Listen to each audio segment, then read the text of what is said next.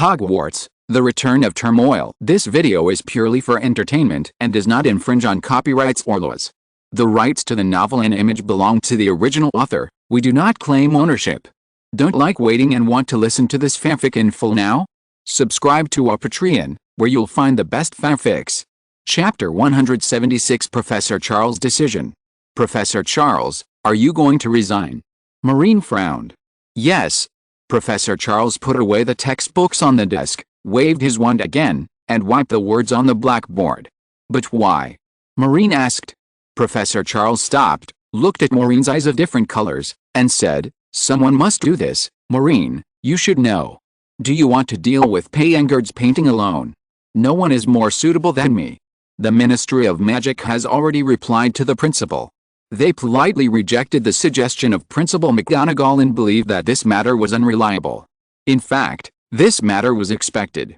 I still remember that more than 20 years ago, when Voldemort just came back, Fudge, the Minister of Magic at that time, also refused to believe it. Those in power in the Ministry of Magic only cared about their own interests. This matter was too special. Oh, it's not good to say these things to you. You are still young, and you will understand it later." Professor Charles opened the box, and the various books on the desk in front of him automatically flew into his box. He shrunk the box and put it in his pocket. "Then what are you going to do?" Maureen asked again.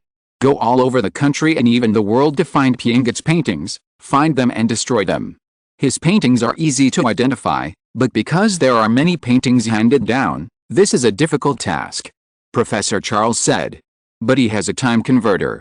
Although it was broken by Arnok, it may be repaired soon. You will be affected by the time converter." Maureen still remembered that the time converter was still in Payengard's hands. Except for him who could predict in advance within the range of the time converter, everyone else would be affected. The last time Maureen defeated Payengard, he did not use the time converter to go back to the past because Maureen was there. If he went back to the past, Maureen would not even enter the painting and would directly destroy it. Payengard would have no chance at all. Speaking of the time turner, Professor Charles looked at Maureen with a curious look and said, "That day, Payengard said a lot in front of us. He didn't say it very clearly, but I know you are not affected by the time turner, right?" Maureen felt that there was nothing to hide from Professor Charles, so he nodded, "Yes, so I can know what Payengard is doing." After a pause, Maureen said, "I am not affected by the time turner, but you will be. Maybe you don't know, the time turner has some limitations," Professor Charles said. Limitations. Principal McGonagall learned from the Department of Mysteries that this remaining time turner was also broken at the beginning. Even if it is repaired, it still has great defects. After using it once, it will take a week or more to use it next time. At that time, it is already irreversible. Although I don't know when he will use the time turner, this week is my advantage. Professor Charles leaned on the podium and smiled, not to mention that it is not so easy for him to repair the time turner. "I understand." Maureen nodded, and then remembered that Hugo and the others disappeared a long time ago. So this is the reason. Payengard cannot leave the painting at will now. He must rely on qualified people like Hugo. However, it is not easy to find a few people in the wizarding world who have both painting talent and are born in the twin moons. If he cannot leave the painting, he will not be able to deal with Professor Charles. "Maureen, I know you have some strange secrets, such as that powerful flame. I was there at the time. That kind of flame cannot be achieved by drinking potions casually. That potion must have revived some magical abilities in your body, but you drank too many potions and lost a lot of energy. Even the Brain Wakener could not keep you awake. You fell asleep in front of us. I heard that you slept for 2 days later." Professor Charles motioned Maureen to sit down and talk, and he sat on the chair himself. That's right. Maureen had to admit that Professor Charles was very observant, and then he asked, "Professor, why didn't you tell Headmaster McGonagall about me drinking the potion that day?"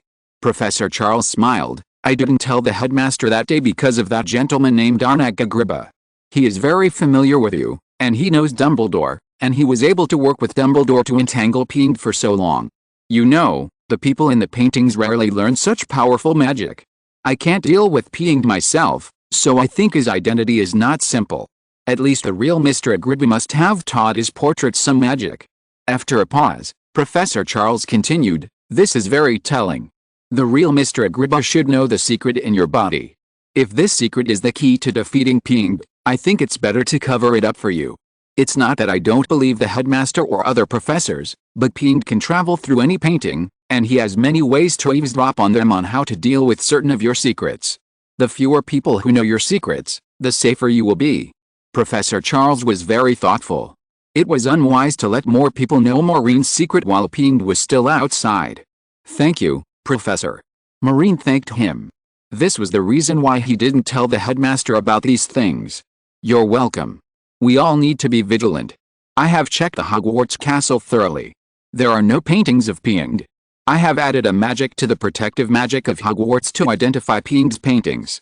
His paintings will be temporarily intercepted if they appear in this school. Headmaster McGonagall will deal with them immediately, but we still can't take it lightly. Professor Charles patted Maureen on the shoulder. So when do you plan to leave? The latest novels are first published on 6th Book Bar on September 9th. Let's finish this semester. I am also responsible for your courses, but I will leave school when I have time.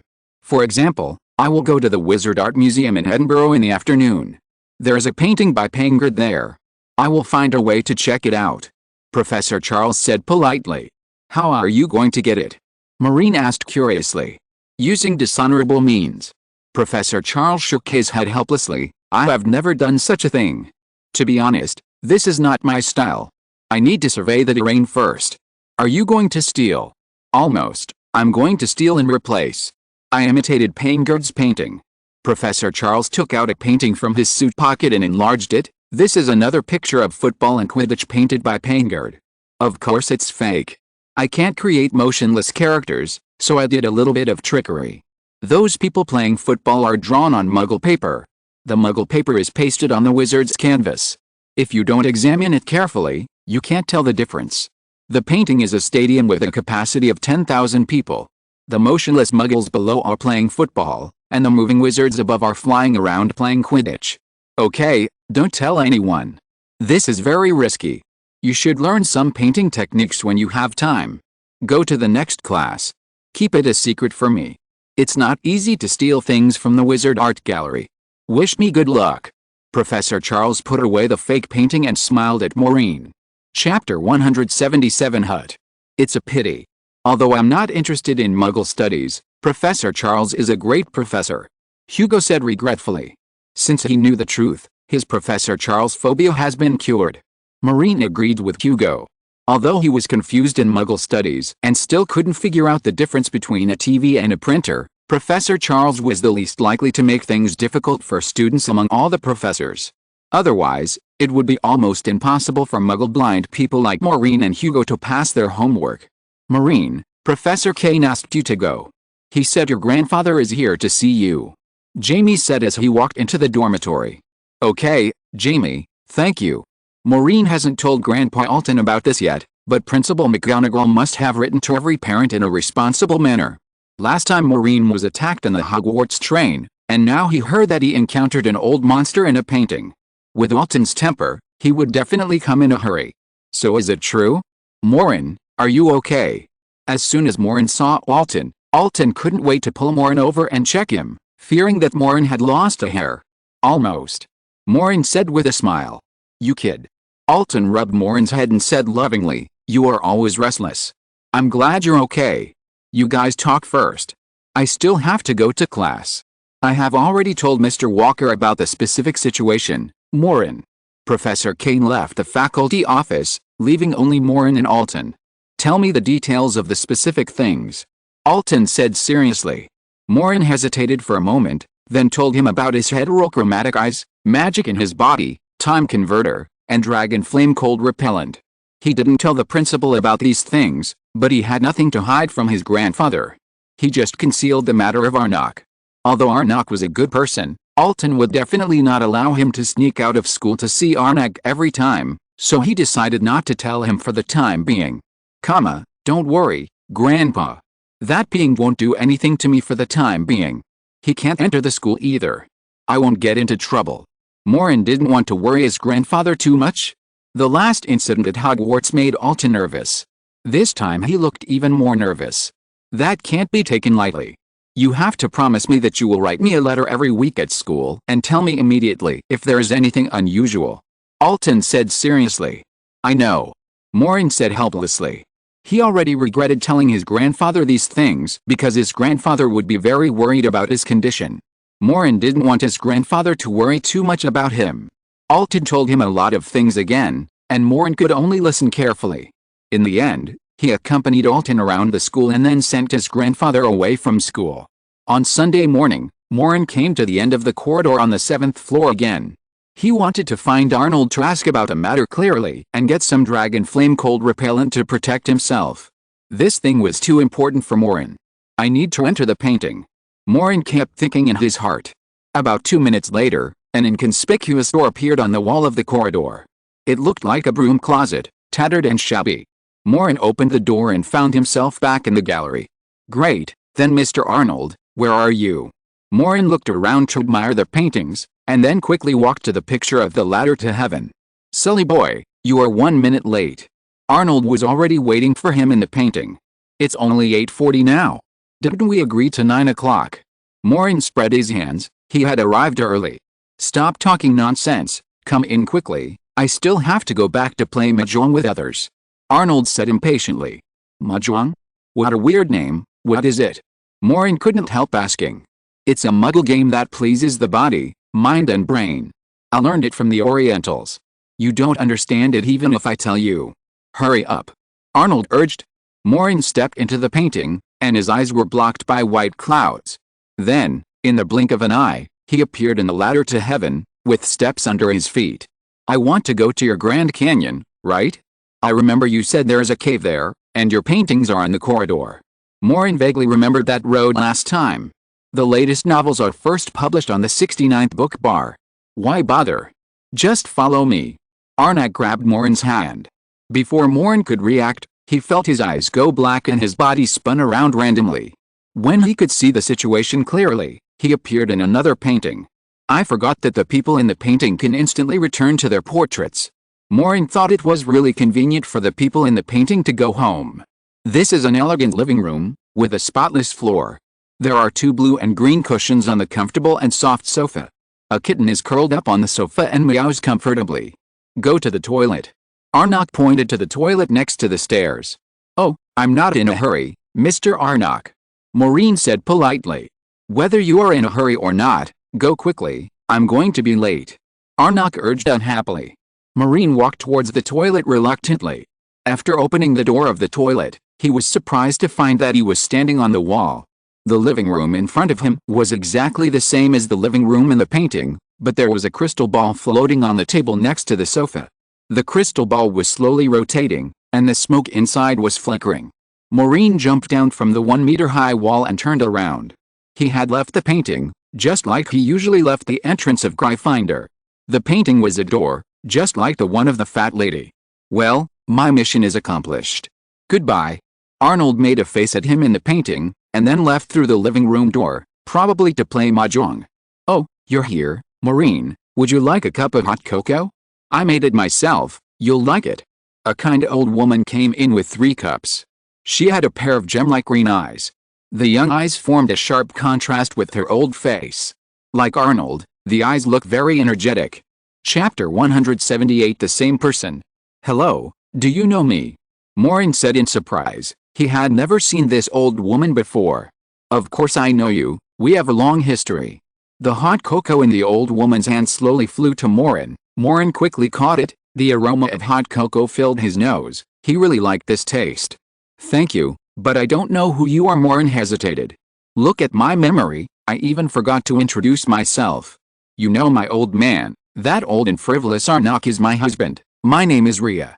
The old woman said with a smile. Hello, Mrs. Agliba. Maureen thought that Arnak's last name was Agliba, so he should call the old woman in front of him that way. Oh no, call me Rhea, I like people to call me that, don't worry about that old man. Mrs. Rhea waved her hand, and the crystal ball on the table floated into her pocket. Maureen noticed that the crystal ball showed the appearance of this room, and he could also see Lady Rhea holding hot cocoa in the living room, but he didn't see Maureen himself. Old lady, where's my hot cocoa? Arnak walked down the stairs carelessly and glanced at Maureen. Hey, boy, you came so early, did I oversleep? Early? You in the painting think I'm late. Maureen spread his hands, but he didn't mind it too much. He had many questions in his mind that he couldn't wait to ask Arnok. The earlier he came, the sooner he would know. For example, where did Arnok go recently? Why didn't he respond to him? How could Piang be completely eliminated? Most importantly, what kind of magic is in his body? What is that terrible flame? This question has been bothering him since the mysterious hint of the sorting hat at the beginning of the school year. Arnok, Mr. Agliba, hello. Maureen greeted. Huh? When did you become so polite? Arnok, who was wearing a light blue pajamas without changing his clothes and a pair of blue slippers, yawned casually. I've always been very polite, you may not have noticed. Maureen muttered. Really? I'm not used to your politeness. You should call me Arnok. Arnok picked up the hot cocoa on the table, took a sip, and waved to the side. A brown leather chair floated over and landed beside the table, making a light sound. Sit down, I think you have a lot of questions, right? Arnok patted the chair and motioned Maureen to sit down. Maureen was not restrained, sat down and asked impatiently, Mr. Arnok, where have you been these days? I haven't received your parchment. Vacation. Arnok said simply and straightforwardly. Vacation. Can I go on vacation? Arnok snorted. Maureen didn't quite believe it. Okay, you're already old, and you still like to tease children. Mrs. Rhea rolled her eyes at Arnold, then smiled and said, I told the old man not to respond to you, Maureen. But why? Maureen asked puzzled. Because I don't want to sleep in the guest room anymore. Arnold knocked on the table, and a sandwich flew over from the kitchen and was handed to Maureen. Do you want it? No, thank you. Maureen shook his head and asked, what does this have to do with you sleeping in the guest room? It's all because of you. Arnold took a bite of the sandwich and said vaguely. Maureen looked at Arnold with an innocent and confused look on his face. Where should I start? Madame Rhea cut a piece of sandwich for Maureen. I wonder if Payanger told you that you are special and cannot be spied on. Oh, he said that I cannot be controlled by fate, and the magic of fate cannot be on me. Maureen suddenly remembered that there was no shadow of him in Madame Rhea's crystal ball just now. He remembered that the crystal ball that Payanger saw in the Department of Mysteries did not have his record either. He was surprised and said, is it because of the crystal ball divination? Boy, you are very smart. Arnok said with a hum, the old woman is a fortune teller. Fortune teller. Queer. Maureen looked at Madame Rhea with respect. He has always been in awe of fortune tellers who can predict the future. This kind of people is the most mysterious existence in the wizarding world, as if nothing can escape their eyes. The latest novels are first published on the 6th-9th book bar. Not cool at all. Arnok said dissatisfiedly. The old woman wanted to find out what the Dark Awakening in the crystal ball said, but the divination suddenly failed, and we couldn't see more information, as if our eyes were covered. The old woman's own divination skills were not effective, and she said it was all my fault. I was kicked out of the bedroom by her for a while. Oh, shut up. Lady Rhea ignored Arnok, who was sulking on the side, and said kindly, we originally wanted to stop contacting you for a while. Maybe I would be able to see what conspiracy Pang was brewing in the crystal ball, but unfortunately, in the end we found that you were not only in contact with the old man, but also involved in Pang's affairs, causing my crystal ball to be shrouded in a veil, and Pang's affairs also seemed unclear. Is it that serious? So I really am. Maureen felt that it seemed a bit inappropriate to stay here, you know, the kind of unwelcome person. Oh, no, dear, of course we welcome you, don't mind it. Lady Rhea said quickly, it's just that you are special. No prophecy about you can be made, and no one can predict what you will do, but this does not mean that you are not welcome here. You can come here to play at any time. Yes, I will sleep in the guest room for a month every time you come to play. Arnok made a face. Shut up, old man, if he is fine, it doesn't matter where you sleep. Lady Rhea glared at Arnok. Although he felt a little guilty about Arnok, Maureen couldn't help laughing, and Arnok simply reached out and flicked Maureen's head. But why? What is in my body? Why did Paingard attack me? Mr. Arnok, you must know, right? Maureen looked at Arnok. He needed an answer. This question had troubled him for too long. I don't know, but I have seen someone like you, who cannot be predicted. The magic power in his body is the most powerful wizard I have ever seen. Even his eyes are the same as yours. Arnok pointed behind Maureen. Maureen turned around and saw a brown picture frame next to the painting he had just come from. It showed a handsome young man wearing a wizard robe and smiling brightly. His eyes were exactly the same as Maureen's, also heterochromatic, which made him quite curious. "Who is he?" Maureen asked. Chapter 179 Evan. The warm sunlight shone through the window onto the floor. A white cat curled up and dozed on the windowsill. It was not interested in Maureen's arrival. It just lazily swung its tail and stretched out its fleshy paws to scratch its face. Evan, a very talented wizard. Arnold stared at the young man in the painting for a long time before saying, "Our son." "Oh, I didn't know you had a son." Maureen looked into the young man's eyes curiously, thinking that Arnold was a great old wizard, and his son must be extraordinary, and asked, "He must be an outstanding person, right?" "Yes, he is the most outstanding wizard I have ever seen." Lady Rhea's voice sounded particularly proud. "He is very smart, and he is very good at learning any magic. He is basically not stumped. Whether it is transfiguration or potions, he is a first-class genius. Maybe the same as you." Lady Rhea added happily. "Thank you, Madam Rhea." Maureen blushed slightly. "I should not be as good as him. My Muggle studies and astronomy are terrible." Oh, Muggle studies was not a compulsory course before, so he didn't study it. "But his astronomy is as terrible as yours." Madam Rhea joked. "I am very sad that he didn't inherit my divination gene." "I understand, that divination magic." Maureen nodded. This Evan could not be predicted, so he must be troubled by divination magic. He said, "Where's he working now? Such an outstanding person must have a bright future, right?" Madam Rhea's smile slowly disappeared. She glanced at Arnok, but Arnok didn't look at her. It seemed that he didn't hear Maureen's words at all, just eating his own food. After a while, Madam Rhea's green eyes showed a deep sigh. "He died many years ago." "Dead?" Maureen suddenly felt that the atmosphere was a bit depressing. The originally comfortable cottage seemed to be disturbed by something and seemed a little bored. He realized that he shouldn't ask the last sentence. After all, losing their son was a very sad thing for the two old people. "I'm sorry, I said too much?" Maureen said quickly. "It's okay, we've let it go." Mrs. Rhea turned the cup, and the hot cocoa in the cup swirled gently, and a puff of hot air came out. She blew a breath, and the hot air slowly formed the image of Evan. Evan, who was condensed by the hot air, smiled and waved. Maureen looked at Evan's shadow above the cup, and then at the nostalgia in Mrs. Rhea's eyes. For some reason, he also felt a little sad in his heart, as if he could empathize with them. He felt sad for the two old people. Arnok said, "He is like you. He cannot be predicted or detected by magic. There is no record of his birth. He is like an invisible man in the wizarding world." Arnok picked up a sandwich as if nothing had happened, took another sip of hot cocoa, and continued, "He has a very strange magical power. We didn't care at first, because many wizards have some special abilities. This is normal. I didn't care.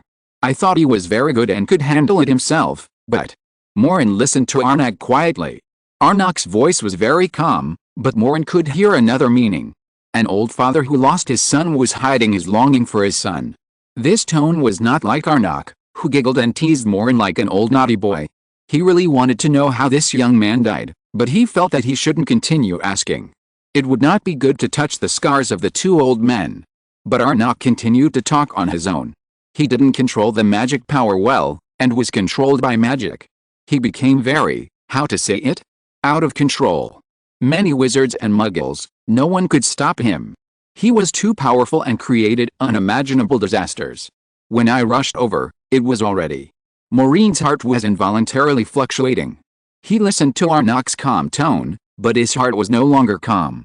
Arnok held his chin with his hand and stared at the sandwich in a daze. He used the last bit of sober reason to commit suicide, in order not to cause trouble to others, right in front of me. I didn't have time to stop him. Maureen opened his mouth in surprise. Arnok's body seemed to tremble. His face was still calm, but his hand unconsciously grasped the cup, and the veins on the back of his old hand bulged slightly, like a tangled mess. Lady Rhea held Arnok's hand, sniffed lightly, turned her eyes to the window, and the bright sunshine seemed to become dim. Maureen's heart was already in turmoil. He couldn't imagine what Arnold felt at the time. He watched his son commit suicide in front of him, but he was unable to stop him. For a father, the guilt and self-blame were probably like the sky falling. Maureen turned his head to look at Evan hanging on the wall. Evan waved at Maureen in the painting and smiled naturally. Maureen's heart was constantly ups and downs, and he turned back to look at Arnold. Maureen didn't know what to say to comfort him. This topic was too heavy. Sorry, I don't know about this. Maureen felt that many words seemed very pale in front of Arnold and Mrs. Rhea. He even felt that his breathing became a little unnatural. The latest novels are first published on the 6th-9th book bar. It's okay, dear, he made the right choice. He is a very brave child. Lady Rhea's voice was light, ethereal and sad, like the sad whisper of a phoenix. The cozy little house became dull, as if a storm was about to come. Maureen's fingers stroked the edge of the cup. He wanted to find something to do to make himself less depressed, so he took a sip of hot cocoa, but he couldn't help thinking about Evan ending his life at the last moment. Arnold raised his head, his blue eyes like the clear sky flashed with a strange look, looking at Maureen. Have you tasted the sweetness of the magic power? You drank so much dragon flame cold repellent in the painting, right? Maureen looked away, not daring to look at Arnold, feeling a little weak in his heart. He didn't know that the power in his body could be so dangerous. When the dragon flame cold repellent stimulated his power, he really liked that power. He felt that if he could fully possess this magic power, PNG would be nothing. I'm sorry, I can only rely on that to deal with PNG, I thought. Maureen didn't know how to explain. How long have you slept? Arnok asked. 2 days and 2 nights. Maureen said honestly. So you have begun to slowly awaken the magic power, right? Arnok frowned. Chapter 180 Magical Power. I don't know. Maureen didn't know this. Sorry, I didn't know the dangers of this power before. I didn't say you did something wrong, kid. Arnok reached out and flicked Maureen's head, and laughed happily as usual. Have you forgotten what I told you that day? Maureen remembered the 3 unforgivable curses that Arnok explained to him, and suddenly realized, magic is neither good nor bad. Yes, magic is neither good nor bad. I don't know what kind of magic is in you and Evan. I have studied it all my life and I haven't figured it out, but I like you. Arnok blinked and tapped the table lightly with his fingers. Then how did you find me? Maureen asked curiously. Madame Rhea said, one morning last year, when I was making a prediction, I found that the crystal ball had some accidents, as if it had been disturbed by someone. I predicted that the old man would talk to someone under the big camphor tree, but I couldn't see the face of this person. I immediately realized that something was wrong, and hurriedly asked the old man to go to the big camphor tree in Hogsmeade village to wait. Yes, I waited from 5 to 10. Waited for 5 hours. Arnold glared at Maureen dissatisfiedly, as if all this was Maureen's fault. Maureen looked innocent. Don't make trouble, old man. Madame Rhea patted Arnold's hand complainingly, then looked at Maureen kindly and said, I accidentally discovered the second person who could not be predicted, and thought of my son. I think it is necessary to know who you are. We don't want you to get into trouble. We failed to stop Evan at the beginning, but we want to help you. Do you think I will lose control one day, like him? Maureen felt a little weird. Arnold and Madame Rhea looked at each other. Do you think you can control this power with your own ability? Arnold asked thoughtfully. Mrs. Rhea said quickly, Evan thought so at the beginning. Not only him, but we all thought so. He is just like you. He has a high talent for magic and is very proficient in every kind of magic, except perhaps divination and astronomy. Don't worry, we have no ill intentions. You misunderstood, that's not what I meant. Maureen said, if Mr. Arnok can teach me magic, I would be grateful. Maureen was not an arrogant person. He knew that Arnok was not a simple person. Of course, he would not refuse Arnok's help. If this strange power was too dangerous, Maureen really needed an experienced person to guide him. I know you won't refuse. You look silly, but I know you are smart. Arnok finished the last sip of hot cocoa and was not surprised at Maureen's words. I don't look stupid, do I? Maureen muttered. You are stupid, so why are you talking so much nonsense? Arnok stood up, his cane floated over and was held in his hand. Let's go. Let's find a place. I want to teach you how to use magic and how to control that kind of power. Oh, by the way, if I come here often, won't your divination be affected by me? Maureen asked Mrs. Rhea. Don't worry about that, as long as it has nothing to do with you, I can see it. This statement is more vague, anyway, I know how to avoid it. As for Pangad, I think I should be able to see him again after a while. He left the school and his relationship with you will gradually disappear. I will keep an eye on him then. Mrs. Rhea cleaned up the table, then smiled and said, You guys go, I will make lunch. Arnok patted his clothes. His pajamas had become casual clothes for going out, saving the time of changing clothes. Let me think. It would be best to go to a place where there is no one. Let's go to Mount Ivan. The scenery there is beautiful. Arnok grabbed Maureen and disappeared directly in the comfortable cabin. When they reappeared, they were already standing on the top of a tall mountain, with weeds and rocks. There was a big pine tree standing on the top of the mountain. In the distance were towering mountains and steep cliffs, and the appearance of Hogsmeade village could still be vaguely seen, like a palm-sized piece of land. Maureen had never been to such a high place. The scenery here is beautiful. You can bring girls to a high place to watch the sunrise and sunset in the future. Girls will be very happy. Arnok knocked his cane casually, and all the weeds were removed, and the gravel gathered together to form a flat ground. Mr. Arnok, will I be registered if I perform magic so far away from the school? Maureen remembered that students were not allowed to perform magic outside the school. Except for Hogsmeade Village, other places would be monitored by the Ministry of Magic. The Ministry of Magic doesn't even have your birth record. You're not even in the Ministry of Magic. How can they find you? Didn't I say you're an invisible man? Arnok said. Maureen got excited. I like this ability.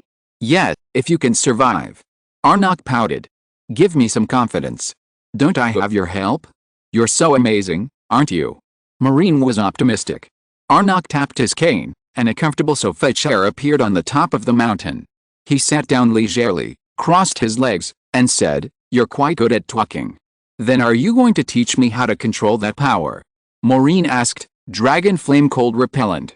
The latest novels are first published on 6th 9 Book Bar. I won't give you the Dragon Flame Anti-Cold Potion. It's okay to use that power occasionally, but you should know the consequences of using it carelessly. You will be too tired and can't concentrate in the next few days. Arnok seemed to understand Maureen's condition very well. Maureen did sleep for 2 days, and he fell asleep in front of the principal. You have to learn to use that power little by little. The Dragon Flame Anti-Cold Potion is just a means of stimulation, but not the only means. What's important is yourself. Arnok's words made Maureen a little disappointed, but he could accept it. Arnok was right. He couldn't rely on the Dragon Flame Anti-Cold Potion for his whole life. He should master his own things. You should start with the most basic ability, Apparition. Arnok said. I can learn it? Huh? I'm only in the 1st grade. Only in the 1st grade? You're already in the 1st grade, okay? You've already stimulated that power at least 5 times through the Dragon Flame Anti-Freeze Potion, right? Then this power has awakened a little, and your magic will be more powerful than before. You won't be as restrained as the last time you learned fire magic. You already have the requirements to learn this magic. If you can't learn it before the sun goes down, I'll leave you here and you have to walk back to school by yourself. Arnold covered his eyes with his hands and looked at the village in the distance. It should take 6 hours to walk. Maureen was startled, and he nodded very seriously. Walking back was no joke. This ability is the most important. You won't suffer when fighting with others. Of course, it's a little difficult for you. I don't expect you to succeed the first time. It doesn't matter if you split up. Anyway, I will. Arnold showed an impatient smile. I will help you put it back. Chapter 181 Stone Arch. You will assemble it correctly, right? Maureen looked at Arnok's smile and felt a little uneasy. He remembered the last time in Hogsmeade, Arnok helped the wizard who had split into 2 parts to restore his body. At that time, Arnok mischievously assembled the wizard's body upside down. Oh, don't worry about that. I am the best at assembling the body. Arnok rubbed his hands. Why can't I be at ease? Maureen knew that Arnok must be waiting to tease him. Many people will split when learning to apparate, either losing some hair or an ear. This kind of thing is very common. Arnok always likes to joke with him. It would be unreasonable not to take this opportunity to tease Maureen. But apparate and splitting at least means half of the success. Some people stand stupidly for a whole day without moving their bodies at all. This is very related to talent. I hope it won't be too bad. Maureen had never tried apparate before. He was ready to be teased by Arnok, but if he could master this ability, being teased would not be a big deal. The key to apparition is to let your body occupy that space. Imagine yourself pushing away the other air in that space. Let yourself enter, and concentrate. Arnok said, when I first learned apparition, I succeeded after trying for 2 hours, but no one will succeed the first time. Maybe you will stay where you are without any reaction, or maybe you will split. Let's start. Find a way to enter this circle.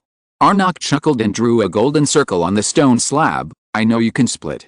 I'm here, don't worry, I will put any missing parts back for you. Maureen looked helpless. Arnok was waiting for him to split, and then he would assemble him casually like a toy. The end would probably be the same as the man who met the apparition test in Hogsmeade that day. He wanted to make himself split as few times as possible. Maureen stared at the circle closely. He knew the key points of apparition a long time ago, because he had been interested in this magic since he was a child, but he had never had enough magical ability to master it. But if Arnok thought he could do it now, then he couldn't let Arnok down. Occupy that space, occupy that space. Maureen felt as if something was flowing inside his body. He vaguely felt that feeling. Yes, it should be this feeling, letting his body fill up that space. Chi. A light sound was heard in the air. You can try it for the first time so soon? Great, let me see if you are missing an arm or a leg. Arnok stood up happily like an old child, ready to start his assembly plan. But when he saw Maureen, he was suddenly surprised.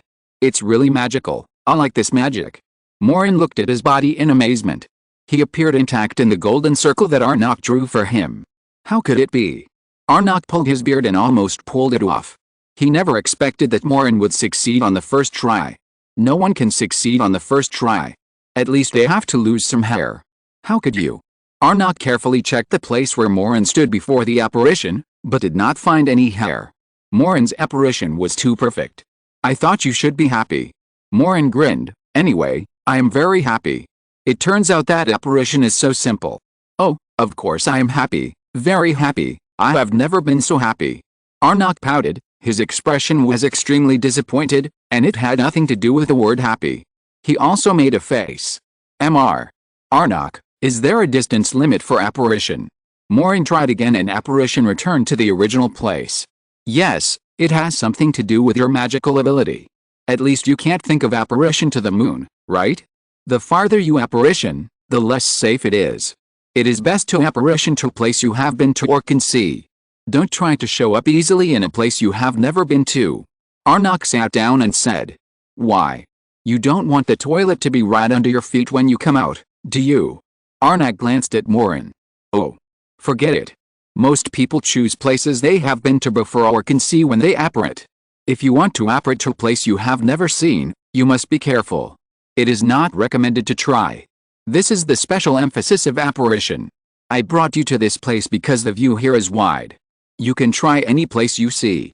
Arnok explained. Maureen walked to the edge of the cliff on the top of the mountain, looked around, and saw a 30-meter-high tree in the distance.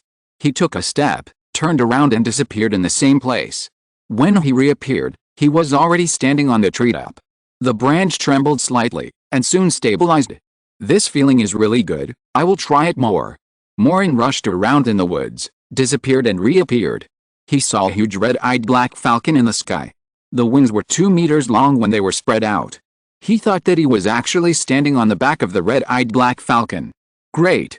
Maureen couldn't help but shout loudly on the back of the eagle. It was not common to soar on a red-eyed black falcon. But the red-eyed black falcon found someone standing behind him, and immediately began to roll over in anger. Maureen fell from the sky. He fell freely for dozens of meters in the air, then disappeared in midair and stood on the top of the mountain again. Not bad. You have mastered magic so skillfully. Arnok said. I like this feeling. Maureen kept moving around Arnok. In the past, he often asked Alton to take him to apparition, but Alton was always reluctant. Now that he finally mastered it, it would be unreasonable not to try more. Okay, stop shaking, it makes me dizzy. Now that you have mastered this magic, let's continue learning other magic. Arnok waved his hand. I need to teach you how to use that magic power. Now that magic is like thin lines in your body, you have to make the lines thicker, so that you can protect yourself when you meet Pinged in the future. The latest novel is first published on the 69th book bar. Speaking of Pinged, by the way, Mr. Arnok, Pinged wanted to use legilimency on me that day, but it didn't work. Instead, I saw his memory. He seemed to go to the Ministry of Magic to find a stone arch. Maureen remembered this. Stone arch? What stone arch? Arnok asked. I'll draw it for you. Do you have paper and pen? I don't have them. Maureen touched his pocket and raised his head to ask. You asked me for paper and pen? Are you serious? Oh yeah, I forgot, it changes in an instant. Maureen took out his wand and pointed it at the two stones on the ground, turning them into a piece of paper and a pen, then drew a doll made of stones on the paper, and drew a piece of cloth on it. He found that since he drank too much dragon flame cold repellent, his magic ability has made a qualitative leap. Why are you drawing so ugly? This is the most serious time I've ever drawn. Is this the tongue that moves? This is a piece of rag hanging on the stone archway. Don't you see it floating around? I thought it was a tongue spitting out. Arnok showed it with disgust by sticking out his tongue, and Maureen couldn't help laughing. Maureen's painting was very rough. He had not systematically learned painting techniques, but at least he had a magical talent for painting, and the curtain was floating according to his wishes. Arnok stared at the stone archway drawn by Maureen with a frown. After a moment, he asked, he was asking for trouble when he used legilimency on you. What else did you see at that time? I seemed to hear someone whispering behind the curtain. I mean, Payanger heard it. He also said that this stone archway should not be locked in this dark place, and that sooner or later it would see the light of day again. I think he is very likely to look for this, but what does this door represent? Mr. Arnok, do you know? Said Maureen. Chapter 182 The Legend of the Stone Arch. Arnok stroked his short beard and said thoughtfully, the Department of Mysteries studies magic that wizards have not yet fully mastered. The magic behind the curtain of this door is uncontrollable. If you enter this door, you will die and there is no way back. Why did Payanger get it? Maureen asked, to execute people who disobey him? Or to commit suicide? Both possibilities are unlikely. If you want to execute someone, can't you just use Avada Kedavra? As for suicide, it doesn't make sense. Whoever walks into this door will die. What's the point? There is a magic legend that has been passed down a long time ago. Let me think about it. Arnok took Maureen's paper and gently stroked it with his fingers. The lines of the stone arch on the paper began to wriggle and began to change their appearance again. It really looks like this, right? Maureen glanced at the drawing paper. The abstract stone arch he originally drew had been modified by Arnok, and it was exactly the same as what he saw in Payanger's mind. Yes, that's it, you are amazing. Maureen couldn't help but marvel at Arnok's painting skills. What's so great about that? You should also learn painting skills well from now on. Learning to paint well will not hurt you in the future. Arnok said unhappily, after all, you are dealing with Payanger who is proficient in painting. So what is the magic legend you mentioned? Maureen asked. Legend has it that this door needs a key to open. Key. Maureen nodded slightly. It sounds normal that a strange door needs a key to open. What happens after it is opened? What will appear? Maureen couldn't wait to know more. I don't know. I don't know. Maureen looked at Arnok in surprise. I haven't opened it yet, how should I know? Arnok snorted. Then Payanger must know, right? When Maureen saw Payanger's memory at that time, he definitely knew something. But Arnok shook his head again. He probably doesn't know, but this door contains mysterious magical powers. No one knows the specific situation. There was a record in the history of magic that several people opened this door. Then what? They closed it again. Maureen was waiting for Arnok to continue, but Arnok didn't say anything more, as if the story ended here. Opened, then closed. Gone. Maureen was stunned. What is this? Is it so careless? What do you expect to happen? Arnok asked back.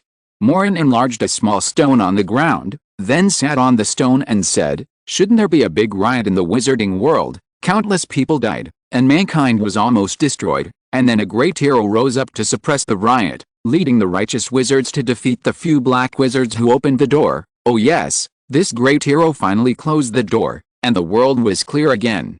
Standard storyline. Maureen read a lot of such storybooks when he was a child. Where do you get so many messed up ideas? Arnok couldn't help laughing. Maureen pointed at the tattered curtain on the paper with his finger, and the curtain floated up again. He asked, if it's not like this, why does this door seem so important? It must leave some hints, such as some records of what will happen after the door is opened, right? It is because there is no record that it seems very special. Everyone's impression of this door is that people who fall in can't come back. The few people who opened this door asked the Ministry of Magic to protect it carefully and not open it casually. If they left it, the Ministry of Magic would have to pay attention to it. Arnok said. Who are they? Do they have such great power? Even the people in the Ministry of Magic will listen to them.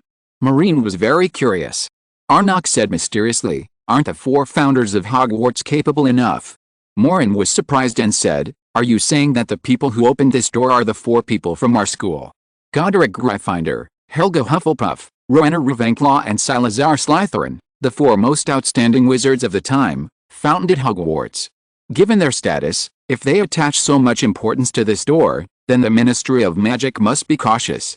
Maureen came back to his senses and continued to ask, "Then will Paingard go to find this key? By the way, what does this key look like? How should I know? No one knows where the key is. No one has seen how the 4 of them opened it and what they saw.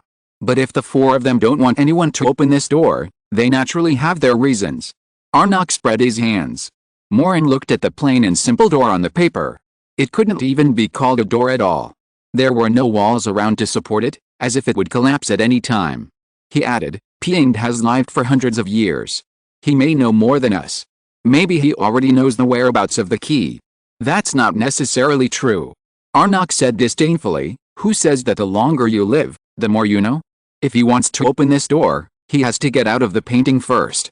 Don't worry too much. And this key, how should I put it? It's not an ordinary key." "Not an ordinary key? Is it very special?" "Of course it's special. Those 4 people protected the key with powerful magic. Do you think it's so easy to find it?" Arnok said. Maureen suddenly realized, so that's how it is. The latest novels are first published on the 69th book bar.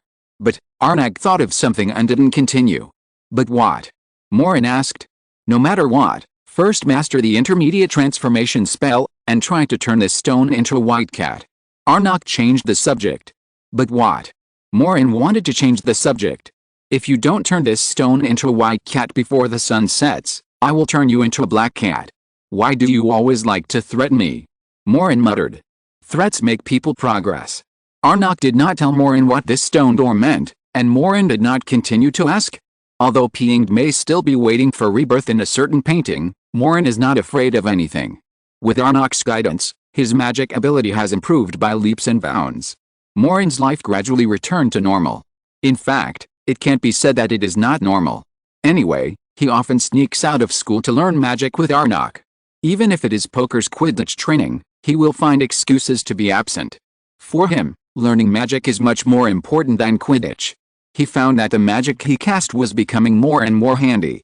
He mastered the transfiguration of the senior grades to perfection. Many spells can be learned at once, so that when he faced his simple first-year courses again, he was still a little uncomfortable. Today we are going to learn the most difficult magic of this semester, how to summon a gust of wind.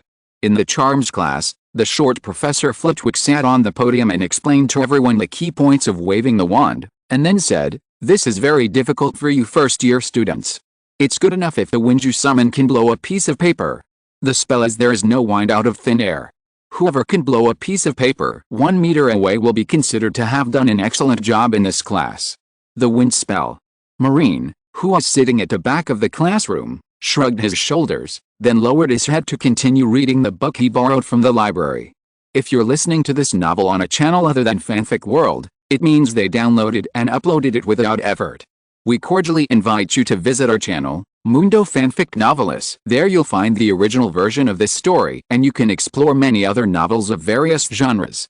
We're waiting for you to immerse yourself in a world of incredible novels.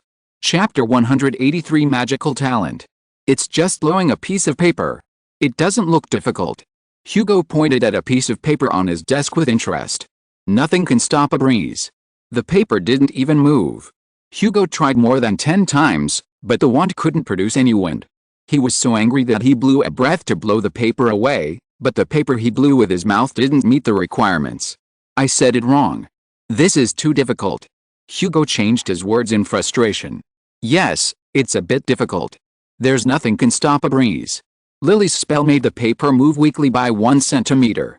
Not only the 2 of them, but everyone in the classroom was trying, but less than 5 people were able to blow the paper, and no one could meet Professor Flitwick's requirements. Many people complained that this magic was too difficult. "Maureen, what book are you reading?" The professor asked us to practice the wind spell. Hugo came over and flipped through Maureen's book. "Advanced Transfiguration Guide? Oh my god. Maureen, Rose only started preparing for the OWLS exam in her 3rd year. You don't plan to start preparing in your 1st year, do you? Hugo said in surprise. No, I'm just looking around. Maureen continued to look at the Advanced Transfiguration Guide. He was thinking about the transfiguration that Arnold taught him, about how to turn a piece of stone into an animal at will. Professor Flitwick said loudly on the podium, I didn't say this spell was the most difficult spell of this semester. The final exam will test some difficult spells. I don't expect you to master it now. After all, this spell is too difficult for 1st-year students. No one can cast it now. Everyone should go back and practice well. Aren't you going to practice the wind charm? Professor Flitwick just hinted that this spell will be tested in the final practical examination. Lily said beside him. Oh, I learned the wind charm. Maureen said casually. Have you learned it? Is it true? But the professor said this is the most difficult magic this semester. Hugo couldn't help saying, I haven't even seen you study, and you've learned it? Show me how to cast it. Okay. Maureen took out his wand nonchalantly and pointed at Hugo's desk casually without even raising his head. There's nothing to say.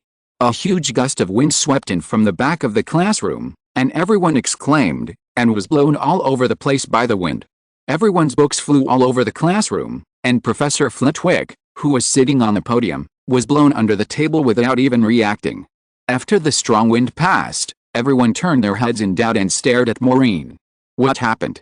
Maureen felt that the classroom suddenly became quiet, and raised his head and looked at the messy classroom with a puzzled look. Oh, who did this? Hugo got up from the ground in a mess, and his mouth was already wide open. I dare not question you again, man. Lily also pushed down her messy hair and said in surprise, how can you use such a powerful wind spell? I used it. Maureen reacted and said apologetically, I'm sorry, I was distracted just now. The students around him all swallowed their saliva. Was this really just a wind spell cast by distraction? Professor Flitwick climbed up from under the desk.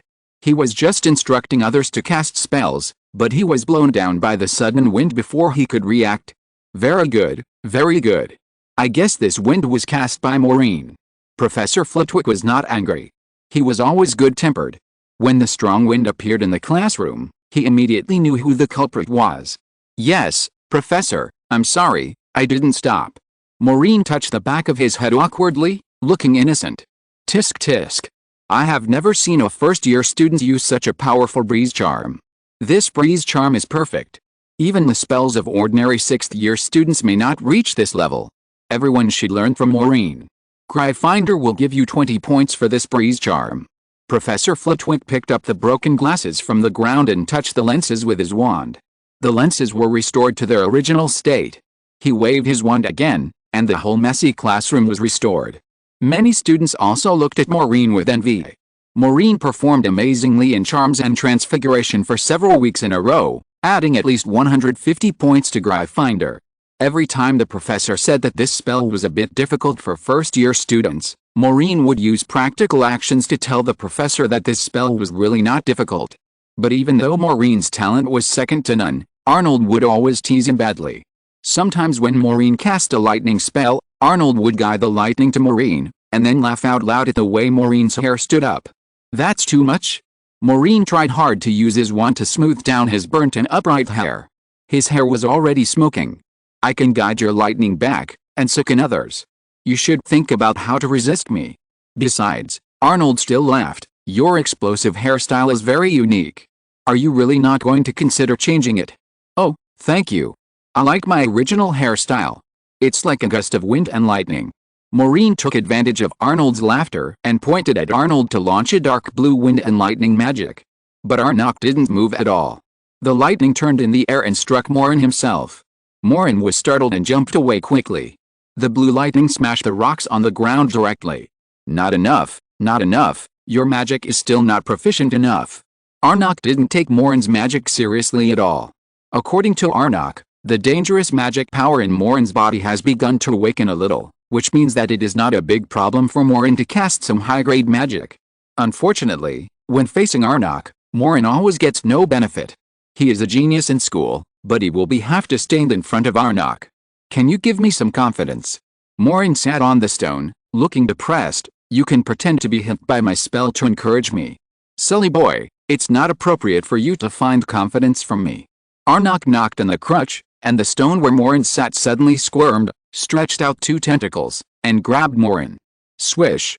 Maureen disappeared into thin air, and in the blink of an eye appeared behind Arnok, pointing at the chair Arnok was sitting on, and whispered, "It's like sitting on pins and needles." The latest novel is first published on the 69th book bar. This is a trick that can create a row of wooden thorns on the chair, but Arnok didn't even move his buttocks, and he easily resolved Maureen's magic, and the chair was intact. No more playing, no more playing. Maureen waved a chair and sat next to Arnok. The sun had already set, and the sunlight dragged the shadows of an old man and a young man, stretching very long on the cliff. "That's all for today, you should go back quickly, it's getting late," Arnok said. Arnok, is there any news from Paingard?" Maureen looked at the sunset and yawned. "No, he used some magic, similar to the Fidelia spell, and even the old woman could not see his whereabouts and movements. Go back quickly." Arnok shook his head. "Why are you in such a hurry for me to go back today? I'm afraid that you will be suspected by others if you return to school late. Go back quickly." "Oh, well, I'll go back first. Do you want to join me?" Maureen asked. "I'll watch the sunset for a while. The scenery at dusk makes me nostalgic. If you have a girl you like, you can also bring her to see the sunset. Go back quickly. I want to enjoy the beautiful scenery alone." Arnok looked at the burnt sunset glow. The afterglow of the sunset shone on his face. His expression was very leisurely, as if he was intoxicated by the sunset glow. "I remember, Mr. Arnok. I will tell Mrs. Rhea that you are watching the sunset here." Maureen thought that it was getting late and he had to go back to school quickly. He waved to Arnok, then disappeared on the cliff with a phantom, and went to Arnok's cabin by himself. He always left school through the painting, and naturally went back through the painting. The moment Maureen left, the relaxed look on Arnok's face instantly disappeared. He jumped up from his chair and pulled out a thin thorn from his butt with his magic wand. "This little bastard, the spell is getting more and more difficult. I even missed a thorn. It hurts me so much." Arnok touched his butt and gnashed his teeth in hatred. His relaxed look just now was all fake. What nonsense about watching the sunset and lingering in the evening was all nonsense. He couldn't wait to drive Maureen back, just to avoid making a fool of himself in front of Maureen and prevent Maureen from being too proud. "Next time, I will definitely poke 2 thorns in his butt to relieve his anger and let him experience the feeling of having his butt pricked," Arnok muttered angrily. Chapter 184 Reviewing so fast. Arnok was still grumbling there when a light sound came from behind him. Chi. Lady Rhea appeared on the cliff and couldn't help laughing at naughty Arnok. "You also suffer sometimes." Lady Rhea looked very happy. "I like that kid. He made rapid progress and was able to discipline you. I was just careless." Arnok made a face at Lady Rhea, then threw the thorn on the ground and stepped on it twice. "You are so old, yet you are still competing with a child." Lady Rhea glared at Arnok in reproach, and then said, "By the way, we have made sure that the stone archway that Maureen mentioned last time is safe in the Ministry of Magic. But since Pang has set his eyes on this door, is he really going to do that?" Arnok sat back in the chair, propped his crutches on the stone, looked at the sunset, and said, "It should be. This door has been passed down for a long time, and few people know what it means. Pang must have heard something." Lady Rhea said worriedly, "Should we stop him?" The sunset was reflected in Arnok's eyes. He frowned and thought for a long time before he said, "It takes a key to open that door.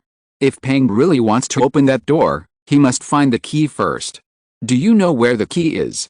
Lady Rhea asked. Arnok said thoughtfully, "I can't be sure, it was too long ago, and I didn't pay attention to it at the time. There are some clues left, and I'm already investigating. Should we tell that kid Maureen? This matter has a lot to do with him. He is the key, but he is still a student.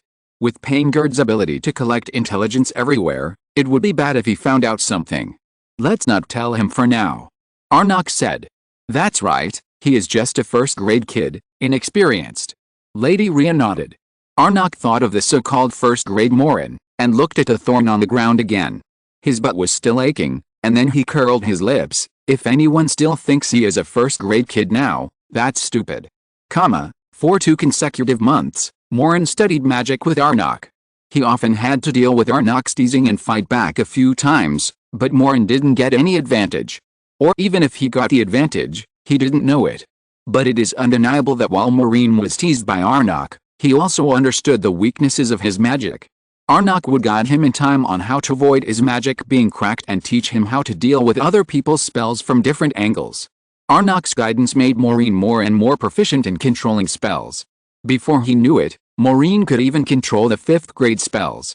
For him, magic that others might not be able to succeed in after practicing for a semester, he basically mastered it after practicing for half an hour.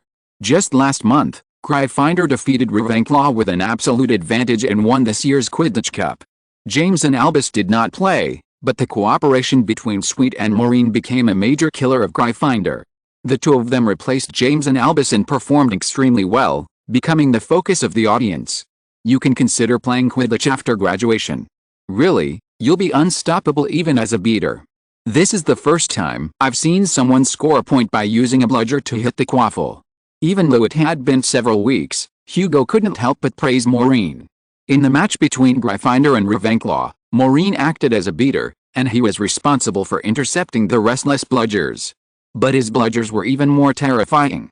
Every time the Ravenclaw chaser threw the quaffle towards the goal post, Maureen would always use his bat to hit the bludger out and knock the quaffle away. There were 2 times when the Ravenclaw players passed the ball, and he used a bludger to intercept the quaffle at a very tricky angle and hit it into the Ravenclaw goal post, scoring in an unprecedented way. It's just luck. Maureen yawned.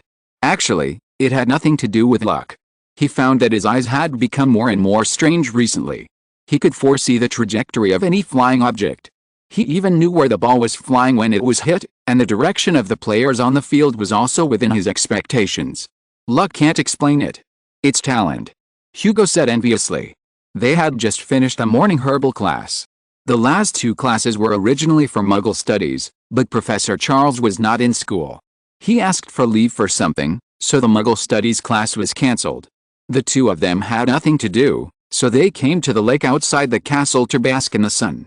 The weather was just right, with a clear blue sky and white clouds. The Wizard Art Gallery in Edinburgh was broken into by an unknown wizard thief. The rare paintings of Piengid were replaced at some point. The Auror Department of the Ministry of Magic is tracking down the thief. Piengid's paintings are black magic, and the right choice is to destroy them. You fools. Hugo held a Daily Prophet in his hand, and the front page published the theft of the paintings in the art gallery. This kind of work is not easy to do. If you are caught, you will be imprisoned in Azkaban for a while. Maureen took the Daily Prophet from Hugo and glanced at the content. Fortunately, the Ministry of Magic did not find any clues. He is still very powerful. This happened a month ago, and the art gallery only now discovered that the paintings were swapped. Hugo also knew what Professor Charles was doing, but he knew that such things needed to be kept absolutely confidential. He should have the help of the headmaster. Maureen thought. Did Professor Charles tell you about any progress recently? Hugo asked casually. Maureen shook his head. Last week he told me that a painting had been lost in Scotland and he was looking for it. As a result, he asked for leave this week. He should have gone to Scotland. That's terrible. Did he say when the Muggle Studies class would have an exam in advance? Hugo asked. Well, it seems that they said that the exam will be moved forward to June 1st. Oh, I remember it's only May now, it's still early. We don't need to look up the books. Hugo said, by the way, what day is today? I forgot, I always only remember the day of the week. Maureen now only thinks about when he has no classes and then goes to Arnold to learn magic, so he only remembers the day of the week, not the day. The latest novels are first published on the 69th book bar. As for the Muggle Studies class, Professor Charles has often asked for leave for Piengid's affairs recently, and sometimes he will ask Professor Theodore, who knows a little about Muggles, to substitute for him. But for Maureen and Hugo, 2 Muggle-blind people, it doesn't matter who teaches the class, they don't care. The exam is on June 1st, I think it's still early, let me take a look. Hugo took out a magic calendar card from his school bag, stretched out his fingers and tapped it lazily, and asked, what day is it today? May 29th, Friday, the temperature is 26 degrees, suitable for going out to bask in the sun, handsome Mr. Weasley. A sweet voice came from the calendar card. This kind of magic calendar card can update the date by itself, and it will also broadcast voice, and even know the weather conditions. It is like a personal butler, very convenient. Oh, it's only the 29th. Hugo yawned carelessly, looking at the calm lake in front of him, very comfortable.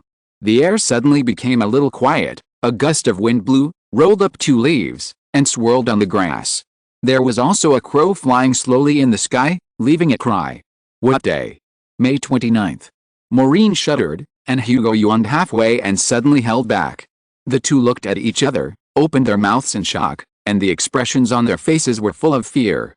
The exam is on June 1st, and today is May 29th. It's over. Maureen and Hugo quickly picked up their school bags and ran towards the castle. Which chapter are we going to take the exam on, Maureen? It seems to be chapter 17. How much have you reviewed? I've reviewed up to chapter 3. Oh my god. You review so fast. Chapter 185 Salted Fish. Maureen and Hugo were like 2 salted fish in the Muggle Studies class, both of them were stuck to the pen. Although Professor Charles was a very good teacher, they really had no interest in Muggles. When the two knew that there were only 3 days left before the exam, and they had hardly even opened the textbook, it was like the end of the world. I would rather fight with Ping for another 10 rounds than this. Maureen was still flipping through the Muggle Studies textbook while eating. He was reciting the 10 common occupations of Muggles, which Professor Charles clearly hinted last time would appear in the final exam. No one reminded us that the exam is so close. This is too much, Lily, you should have reminded me. Hugo spilled juice on the textbook, he wiped it off roughly, and continued to recite the difference between a TV and a computer.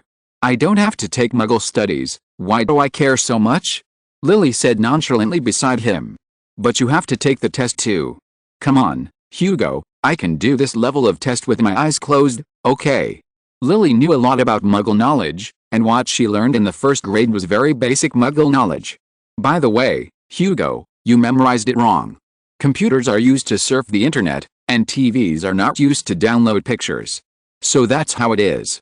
Maureen quickly took out his own notes to revise them. He and Hugo's notes were recorded by referring to each other during class, and the 2 Muggles made the same mistakes. Lily looked at Maureen and Hugo with sympathy, and finally pulled Hugo and Maureen's notes and said, forget it, I'll help you check if there are any mistakes in your usual notes. With Lily's help, Maureen and Hugo both breathed a sigh of relief. The notes they took in class were all foggy and full of mistakes. No one really listened to class. Maureen had already told Arnold with parchment that he would not study magic this weekend, but would concentrate on reviewing the knowledge of Muggle studies. For 2 whole days, Maureen and Hugo were memorizing knowledge points with dark circles under their eyes. On the day before the Muggle Studies exam, they stayed up until 2 in the morning. Professor Charles will definitely let us pass, right? We have been through thick and thin with him. Hugo was very uneasy after the exam. I'm not sure, but I hate Muggle transportation. Maureen was in a terrible mood. During the exam just now, transportation really appeared. Then he remembered that when the train caught fire last time, Oradale said that there was a rocket to send Muggles home. Maureen wrote it down with joy. As a result, when the exam was over, he talked to Lily and the rocket was directly sentenced to death. Dale must have never taken the Muggle Studies class. Maureen couldn't help muttering in his heart. He got a lot of knowledge points, he memorized and wrote them correctly, but he was at a loss for some slightly more difficult questions. He couldn't even understand the meaning of the nouns in some questions. Maureen didn't dare to check the answers with Lily anymore, for fear that the more he checked the answers, the more mistakes he would make. Lily looked relaxed and said that getting a perfect score on an exam of this level should not be a problem. Maureen and Hugo looked resentful. Less than a week after the Muggle Studies exam, teachers of each course began to emphasize the importance of the exam. A lot of homework was assigned, and the exams would begin in mid-June. Every student began to be busy with the exam, and the library became crowded.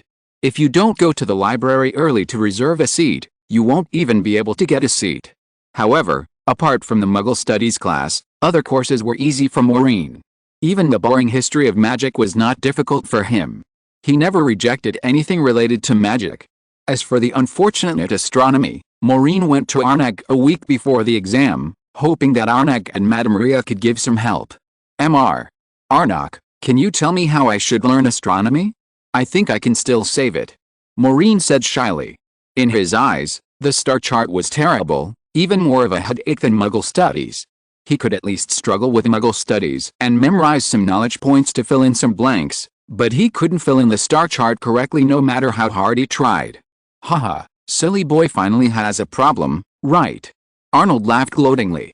He had been guiding Maureen to learn magic in the past few months.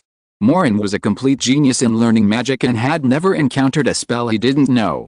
Now there was finally a magic that could stump Maureen, and he looked very happy. Don't tease the child. Madame Rhea looked at Arnold reproachfully, took out a star chart from the table next to her and spread it on the table, and asked, "When will you take the exam?" "Next Thursday," Maureen said.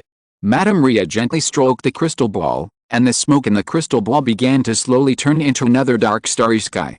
Madame Rhea looked at the crystal ball and filled in the star chart. "Okay, this is the star map for next Thursday. You just need to memorize it. The astronomy exam is all about the positions of the stars on that day. It's very simple." Mrs. Rhea smiled and handed the star map to Maureen.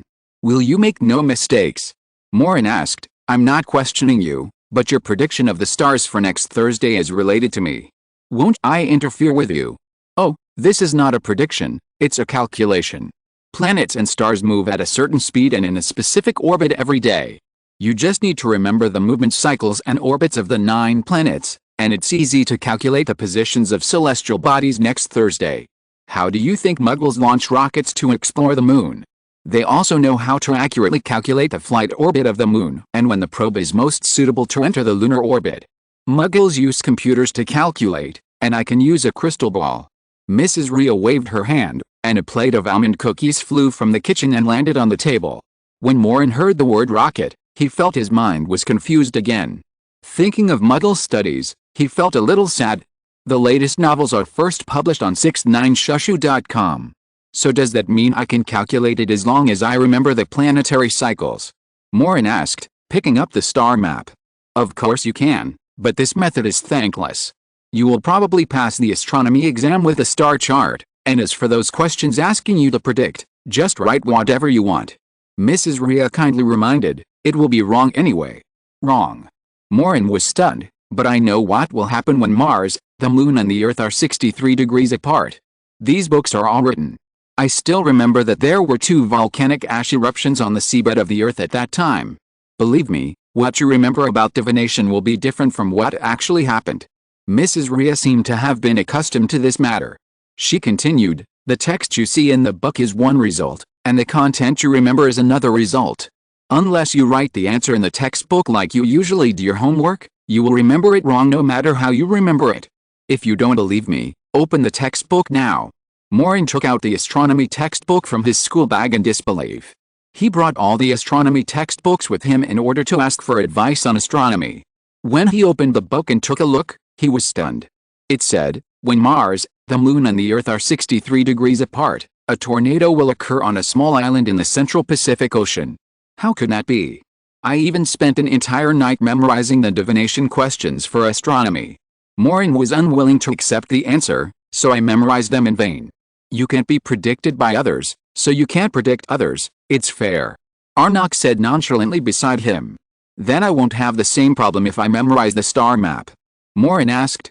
Other star maps will, but this one is special. It's made of a rare material. I used this star map to help Evan pass the exam before. Mrs. Rhea said with a smile. Forget it, I give up treatment. Maureen originally thought that he could be saved, but now it seems too naive. He is already terminally ill and there is no way to save him.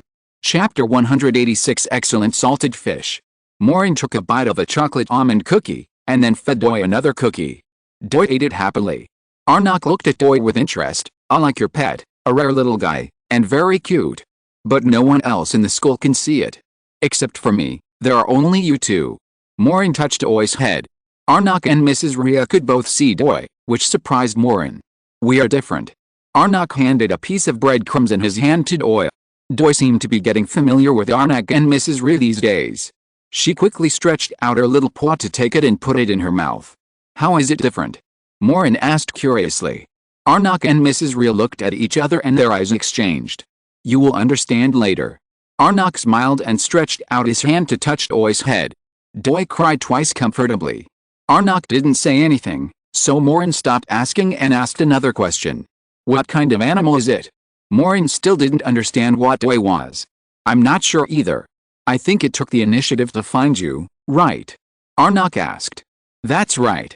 Maureen remembered that when he went to find Sweet last time, he didn't meet Sweet in the Forbidden Forest, but met Doi instead. Doi even stuck to him and refused to leave. Maureen asked again, but how do you know? Because last time there was also a little guy who came to find Evan. After Evan got into trouble, it disappeared. It's a pity that I have never been able to find out what it is and what abilities it has. I blame that little guy for only eating and sleeping all day. Arnok said with some regret. Does Evan's one look like this? Maureen asked. They look different. His one is fat like a 4-ball, and yours looks like a squirrel and a kitten. The only thing in common is that the eyes are the same as yours, and no one else can see them. Lady Rhea said. Maureen looked at Oi. After being told by Arnok and Lady Rhea, he always felt that Oi became mysterious. What kind of little guy are you? Maureen looked at Doi's eyes and talked to himself. Doi. Doi. Doi bit a cookie with satisfaction and shouted happily. After returning to the room of requirement in school, Maureen just walked out of the corridor and met Professor Charles. Good afternoon, Professor Charles. Maureen didn't expect to meet Professor Charles here. He hadn't seen Professor Charles since the Muggle exam. Good weekend, Maureen. Professor Charles was looking at a painting opposite and said, I think you are restless again. Professor, I have always been very well behaved. Maureen said this without blushing. Professor Charles said politely, it doesn't matter. I will leave school tomorrow and will no longer be a professor in the future. I will not interfere with what you do. Maureen was a little disappointed to hear this. Professor Charles was a good teacher and never made things difficult for students. We will see each other again in the future. After all, P-Ingud's target is you. Professor Charles looked at the painting on the opposite wall. A portrait of Sir Cadogan had been hung there, replacing the painting of P-Ingud, but Sir Cadogan was not on the frame. Maybe he went to visit someone. Maureen felt helpless when he thought that there was a guy living in the painting waiting to find him. But he was not afraid. Before P-Ingud was reborn, there were restrictions on his leaving the painting. As for being in the painting, Maureen had the dragon flame cold repellent anytime and anywhere, and he knew how to deal with P-Ingud. I don't think he will come to me when he's not sure, Professor. I am not as easy to bully as before. At least I have some confidence in dealing with Hoyle now. Maureen didn't even learn the apparition last time, but this time he would not be so passive if he faced Hoyle again. I hope so. You are a child with great potential. Professor Charles smiled. By the way, Professor, how many of P-Ingud's paintings have been destroyed now? Maureen asked. 6. I was not very lucky. I was almost discovered by the owner of the painting last time. Professor Charles said helplessly. How many paintings does he estimate to have passed down? Maureen asked again. There shouldn't be many. There were quite a few in the past, but after all, hundreds of years have passed. The life in many of his paintings has been exhausted and cannot be used. Now that he knows that I am looking for his paintings, he has tried to hide his paintings that still have life. I'm afraid it will become more and more troublesome. Professor Charles shook his head, and then said, but I plan to spend a year looking for his paintings, and I will destroy as many as I can. Headmaster McGonagall and I have discussed this, and this can only be done by me. Maureen didn't know what to say. In fact, he also wanted to go with Professor Charles, but he still had courses. Arnold thought that it was more important for him to concentrate on learning magic than anything else, so he gave up. Well, goodbye, Maureen. Professor Charles turned around and prepared to leave, then remembered something, turned around again and said, about the exam, Maureen, do you really think rockets are a means of transportation for Muggles? Maureen touched his head awkwardly. I just rode it casually, Professor, I'm sorry. I didn't say you were wrong, Maureen. Have some confidence in Muggles. With their current speed of development, maybe in a few decades or hundreds of years, rockets and spaceships may really become some special and common means of transportation. I have always been optimistic about Muggles. They have amazing creativity. Professor Charles smiled and said, they have the courage to explore unknown planets. This is why Muggle studies has become a compulsory course. We wizards cannot stand still and need to develop together with Muggles. To be honest, before I discovered P-Ingud's true identity, I always respected this person. I agree with his theme of harmonious coexistence between Muggles and wizards. So what I wrote was right. Maureen felt his shriveled chest suddenly swell up. The latest novels are first published on the 69th book bar. I decided to judge this answer correct. Professor Charles smiled and nodded. As a reward for your brave performance last time, I gave you an excellent in this course. Although it is a bit selfish, it doesn't matter. Anyway, you are leaving, so I won't care too much. Keep it a secret. I shouldn't tell you the results so early. Excellent? Oh my God. Maureen suddenly felt that spring was bright and flowers were blooming. He was so depressed for so long that he suddenly heard that the Muggle he was most worried about got an excellent result. He was very excited. Great. Thank you, Professor. Maureen said happily. You're welcome. I also want to thank you for driving away peeing that day. Professor Charles said. What about Hugo? Professor. Maureen asked again. I won't make things difficult for any student. Although Hugo's answer is worse than yours, I've already said last time that if you help me check the paintings in the castle, I'll give you 3 extra points. I gave him a good grade. If he gets 5 more questions right, he'll get an excellent grade. Professor Charles had already walked down the stairs and followed the moving stairs directly to the 3rd floor. Professor Charles is such a good man. Hugo was overjoyed after hearing the news. He had always thought that he might fail. Keep your voice down. We shouldn't know the results so early. Maureen pulled Hugo. They were reviewing astronomy for the next week in the common room, but Maureen had given up treatment and was preparing for the transfiguration exam. Maybe you can steal my astronomy. Think about it. We've survived Muggle studies. Why are we afraid of astronomy? Hugo said optimistically. It's impossible to steal. The invigilator is too strict during the exam. Maureen looked at the star chart that Madame Ria gave him. He was destined to get only a passing grade in astronomy, but a passing grade was already very good. On Thursday night, there was an astronomy exam. Professor Sinistra was watching Maureen closely. Maureen was notoriously bad at astronomy, and Professor Sinistra would always come over to see him intentionally or unintentionally. Maureen pretended to look at the starry sky with a telescope.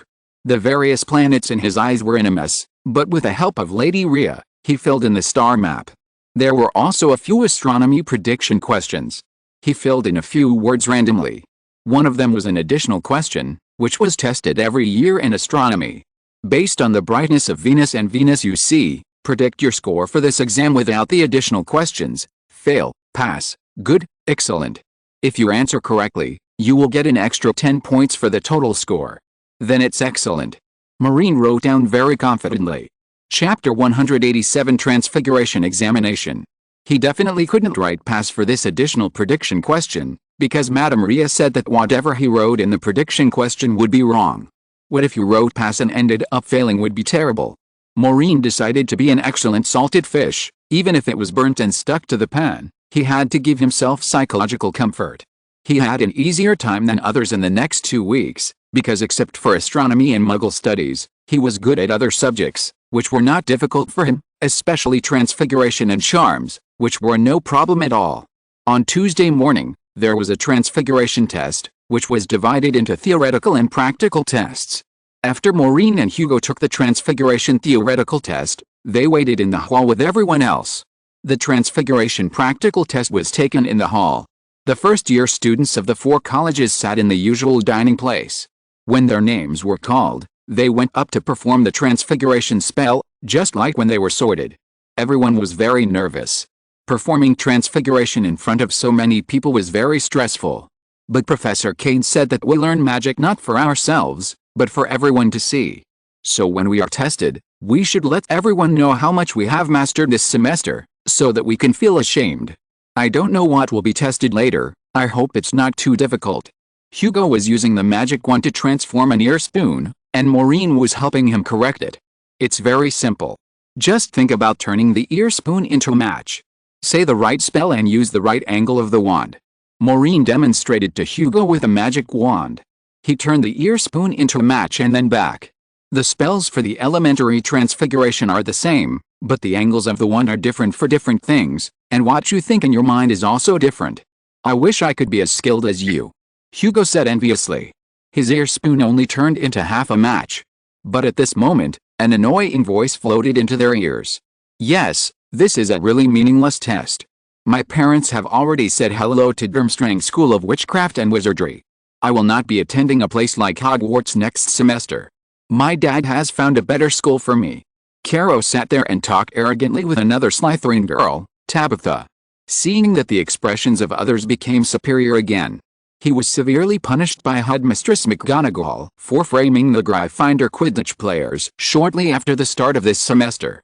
He became very low-key for the whole semester, fearing that he would violate the school rules again and be expelled. Until recently, his family seemed to have decided to transfer him to another school next semester. He became arrogant again in school. Anyway, it doesn't matter if he breaks the school rules now. Durmstrang? I heard that they are very strict in admissions.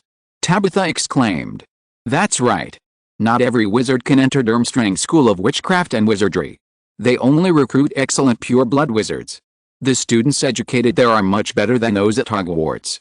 Unlike Hogwarts, they recruit all kinds of people. Carlo glanced at the Hufflepuff students with contempt.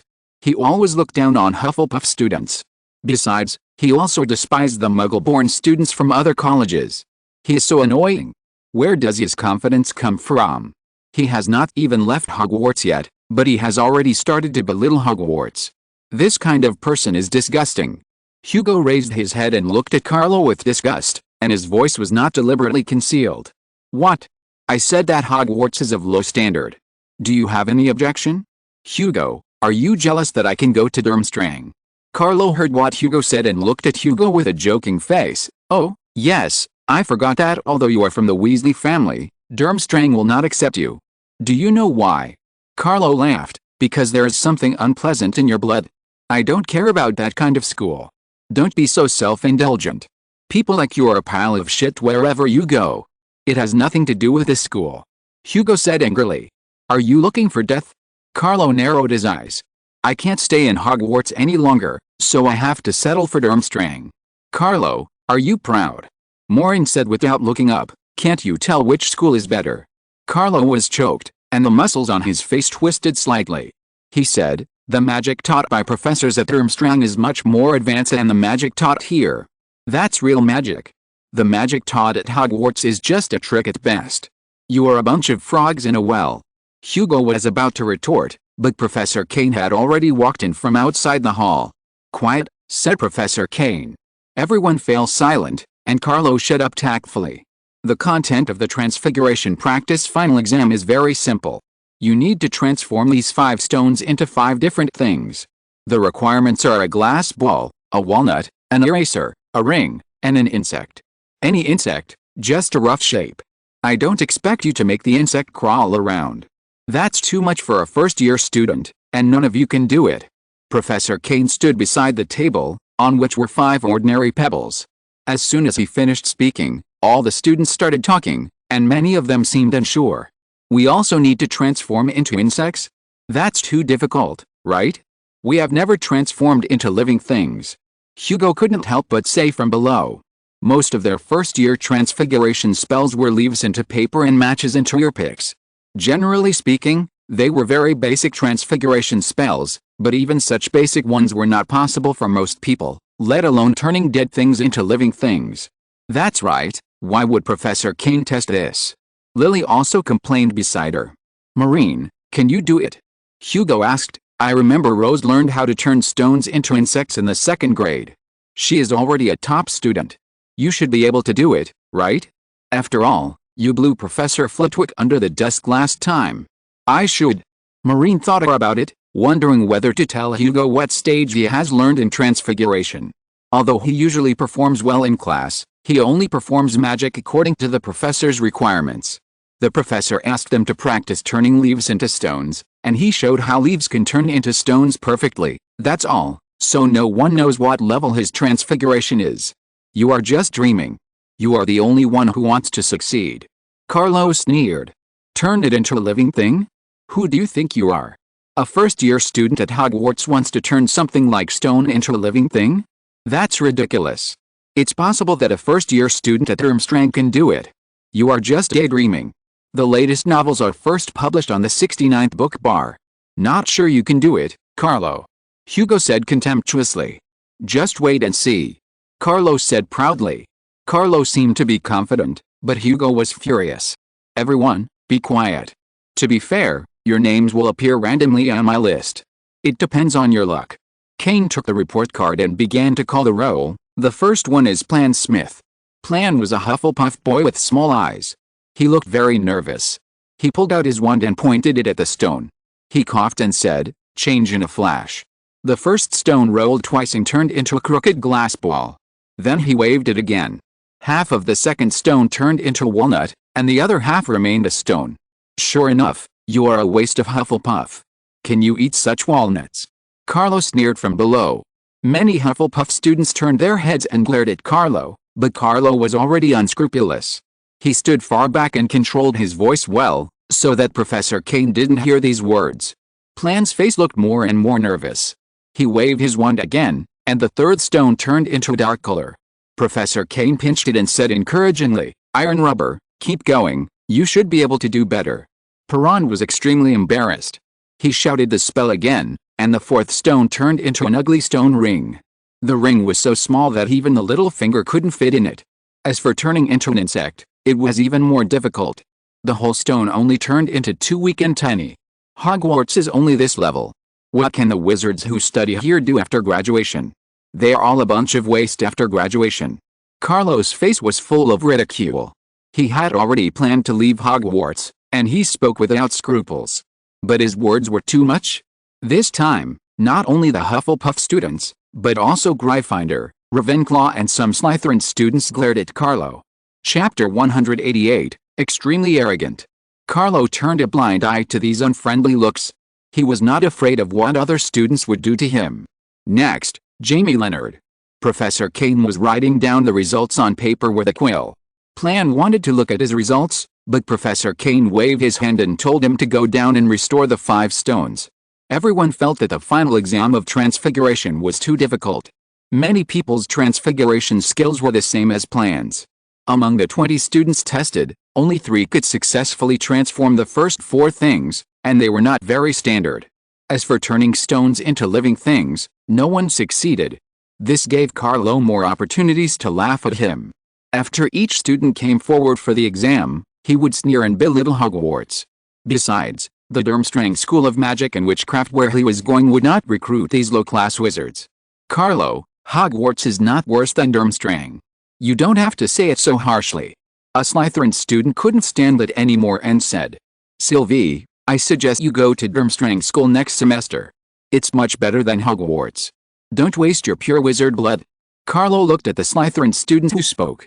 "I think Hogwarts is not bad, thank you." Slytherin Sylvie frowned and said, "That's because you haven't seen the good of Durmstrang School. To be honest, all Slytherin students should go to Durmstrang School. We will get better training there." Carlo said to all Slytherin classmates. "You can't represent all Slytherins, Carlo, don't take yourself too seriously." "If I were you, I would be more low-key," Sylvie said in a deep voice. "I always thought that Sylvie's brain was pretty good. Now it seems that I was wrong." Carlo sneered. "I hope you are not arguing. Professor Kane has come over." The argument here affected Professor Kane's assessment on the podium. "Carlo thinks Durmstrang is better than our Hogwarts, Professor. He is belittling all of us," Hugo said with disgust. Professor Kane stared at Carlo. "Carlo, I know you plan to transfer, but as long as you are in school, I have the right to put you in detention. If you don't want to be locked up in the dark room until the holiday, shut up." Professor Kane is the head of Gryffindor. He had a problem with Carlo last time when Carlo framed the Gryffindor team members. Now he said these words during his assessment. Professor Kane doesn't have such patience for people like Carlo. Carlo saw that Professor Kane obviously flinched and his face was a little uncertain. He dared to say something to these students, but the professor was still a professor after all, and he still had some majesty. However, when Carlo thought that he was about to leave Hogwarts, he had nothing to be afraid of the professors of Hogwarts. He smiled sarcastically. "Professor, I just told some truths. Hogwarts can't punish students for telling the truth, right? Then what truth do you want to tell, Carlo?" Although Professor Kane usually has a good temper, he looked at Carlo with a bad look at this time. "Oh, that's right, Professor. No one here can turn stones into insects. I think the first-year students at Hogwarts have a poor grasp of magic." Carlo shook his head. "From your tone, you can do it," Professor Kane said. "Professor, maybe." Carlo smiled with contempt. "Then you try it." Professor Kane said with a report card. Carlo strode to the podium, glanced at everyone proudly, pulled out his wand, and said arrogantly, "You'd better open your eyes. He can succeed? He can't even cast a smoke spell." Hugo whispered. Carlo's magic ability is not outstanding. He lost face in the defense against the dark arts class last time. Now he dares to volunteer to show his transfiguration first? Carlo pointed his wand and whispered a spell that no one heard. The wand emitted a gray light, covering the first stone. The stone turned slightly and turned into a crystal-clear glass ball in an instant. The glass ball glowed with the gray light and looked extraordinary, better than the glass balls that everyone had just conjured. "How could he?" Hugo said in surprise. Many classmates were also amazed. The glass ball that Carlo conjured was impeccable, which was far beyond their imagination. "This is just the beginning." Carlo sneered, and he conjured a real ring, a real walnut, and a magic eraser. These things were the best completed by all the students so far, and even Professor Kane was a little surprised. "Turn into an insect, right?" Carlo hit the last stone with his magic wand, and the stone rolled and quickly and slowly transformed into a beetle. The patterns on the beetle's body were clear. Not only that, the beetle actually shook its legs and then climbed up on the table. Now everyone was shocked by Carlo's transformation. He could actually turn a stone into an insect? But Maureen, who was sitting in the crowd, suddenly exclaimed. He saw something wrong with Carlo and frowned slightly. Professor Kane was very surprised. He picked up the beetle and observed it. He couldn't help but say, except for the traces of stone on the tail end of the wings, the rest of the beetle is already a real beetle. Strange, why does it have an abnormal smell? It doesn't seem like a normal transformation. The latest novel is published on the 69th book bar. It's easy for Professor Kane to turn a stone into an insect, but it's basically impossible for a first-year student, not to mention Carlo, who is usually not serious about studying. But Carlo turned the stone into an insect in front of everyone, and everyone saw it clearly. "Professor, this is very simple." Carlo looked at the shocked eyes of all the students, and his expression became even more proud. He said, "I didn't learn it from you. Of course, magic is different from what you teach. Professor Kane, this transfiguration was taught to me by a professor at Durmstrang. 2 weeks ago, when my father took me to see him, he specifically taught me transfiguration. Under his guidance, I know what real transfiguration is." Carlo deliberately said the words real transfiguration very loudly, which made Professor Kane's face sink. Carlo's words were undoubtedly a slap in Professor Kane's face, mocking that the transfiguration that Professor Kane usually taught was useless and not as good as the professor at Durmstrang. "Really? Carlo, do you have any opinions about my teaching?" Professor Kane's face was almost squeezed out of water. Carlo's words made him very annoyed. But other students didn't do better than Carlo, which made Carlo's arrogance even stronger.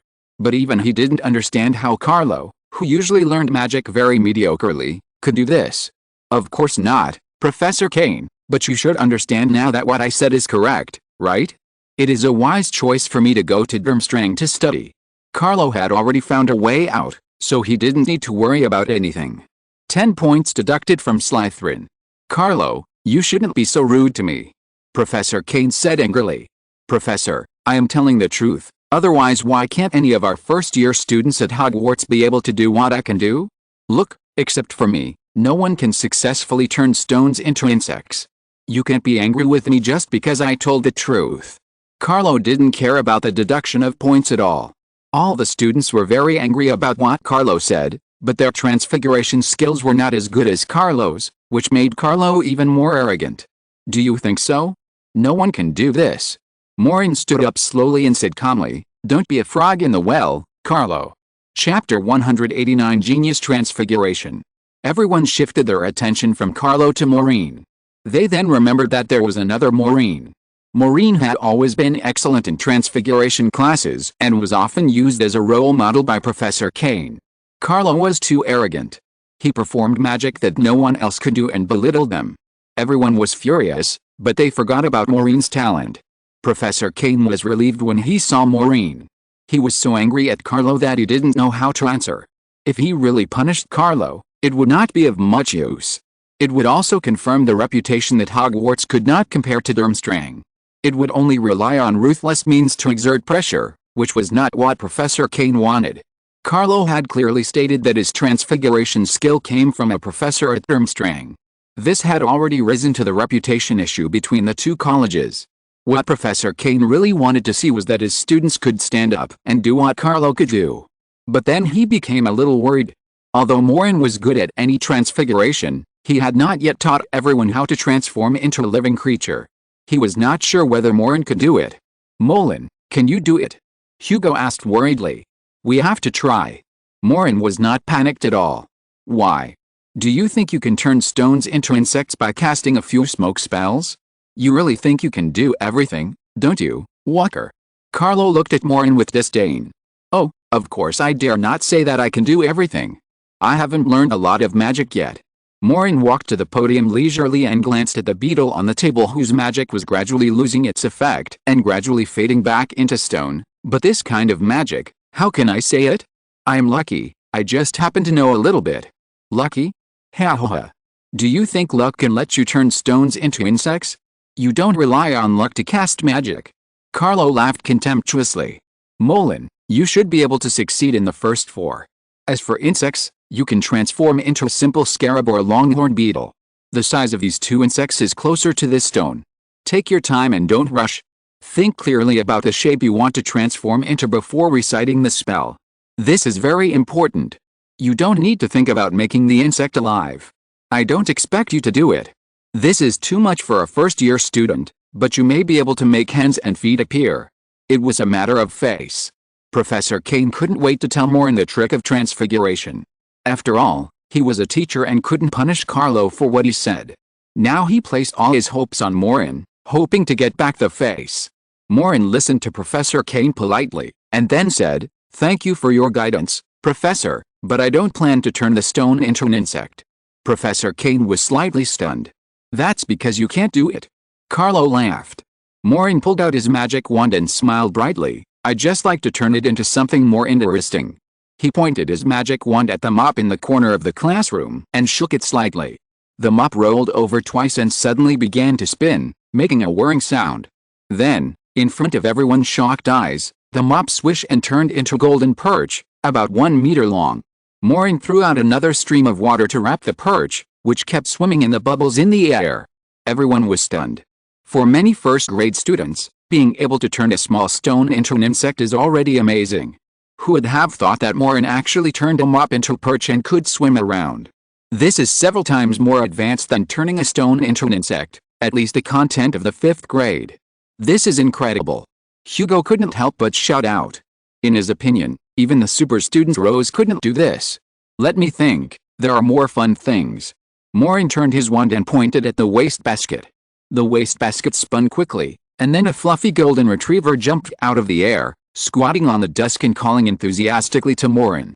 He pointed at a book on the desk, and the book dunked into the sky, suddenly opened, and the two parts of the book began to flap non-stop, gradually forming a red parrot, which spread its wings and flew around the hall, and occasionally made a cry.